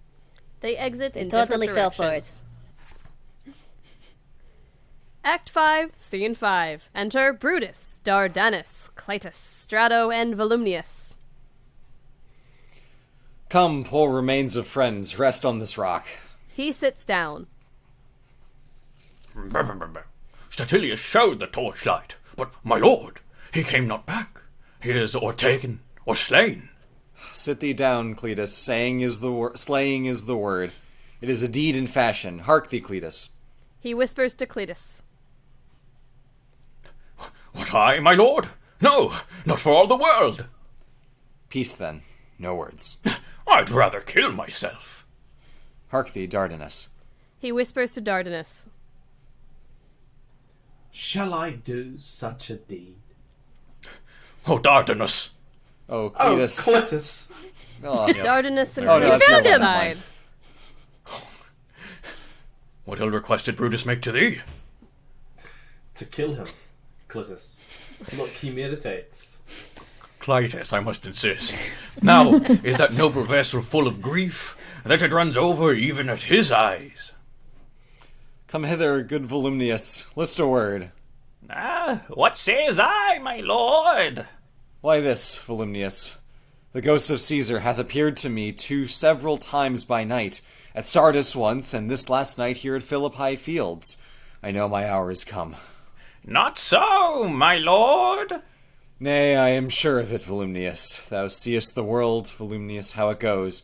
Our enemies have beat us to the pit. It is Low more worthy alarms. that we leap in ourselves than tarry till they push us. Good Volumnius, thou knowst that we two went to school together. Even for that our love of old I prithee. Hold thou mine sword hilts whilst I run on it. That's not an office for a friend, my lord. Alarm continues. Fly, fly, my lord. There is no tarrying here. Farewell to you, and you, Volumnius. Strato, thou hast been all this while asleep. Farewell to thee too, Strato. Countrymen, my heart doth joy that yet in all my life I found no man but he was true to me. I shall have glory by this losing day, more than Octavius and Mark Antony by this vile conquest shall attain unto. So fare you well at once, for Brutus' tongue hath almost ended his life's history. Night hangs upon mine eyes. My bones would rest, that have but labored to attain this hour. Alarum, cry within, fly, fly, fly. Fly, my lord, fly, you fool. You fools. Hence, I will follow. All exit but Brutus and Strato. I prithee, Strato, stay thou by thy lord. Thou art a fellow of good respect. Thy life had some smatch of honour in it.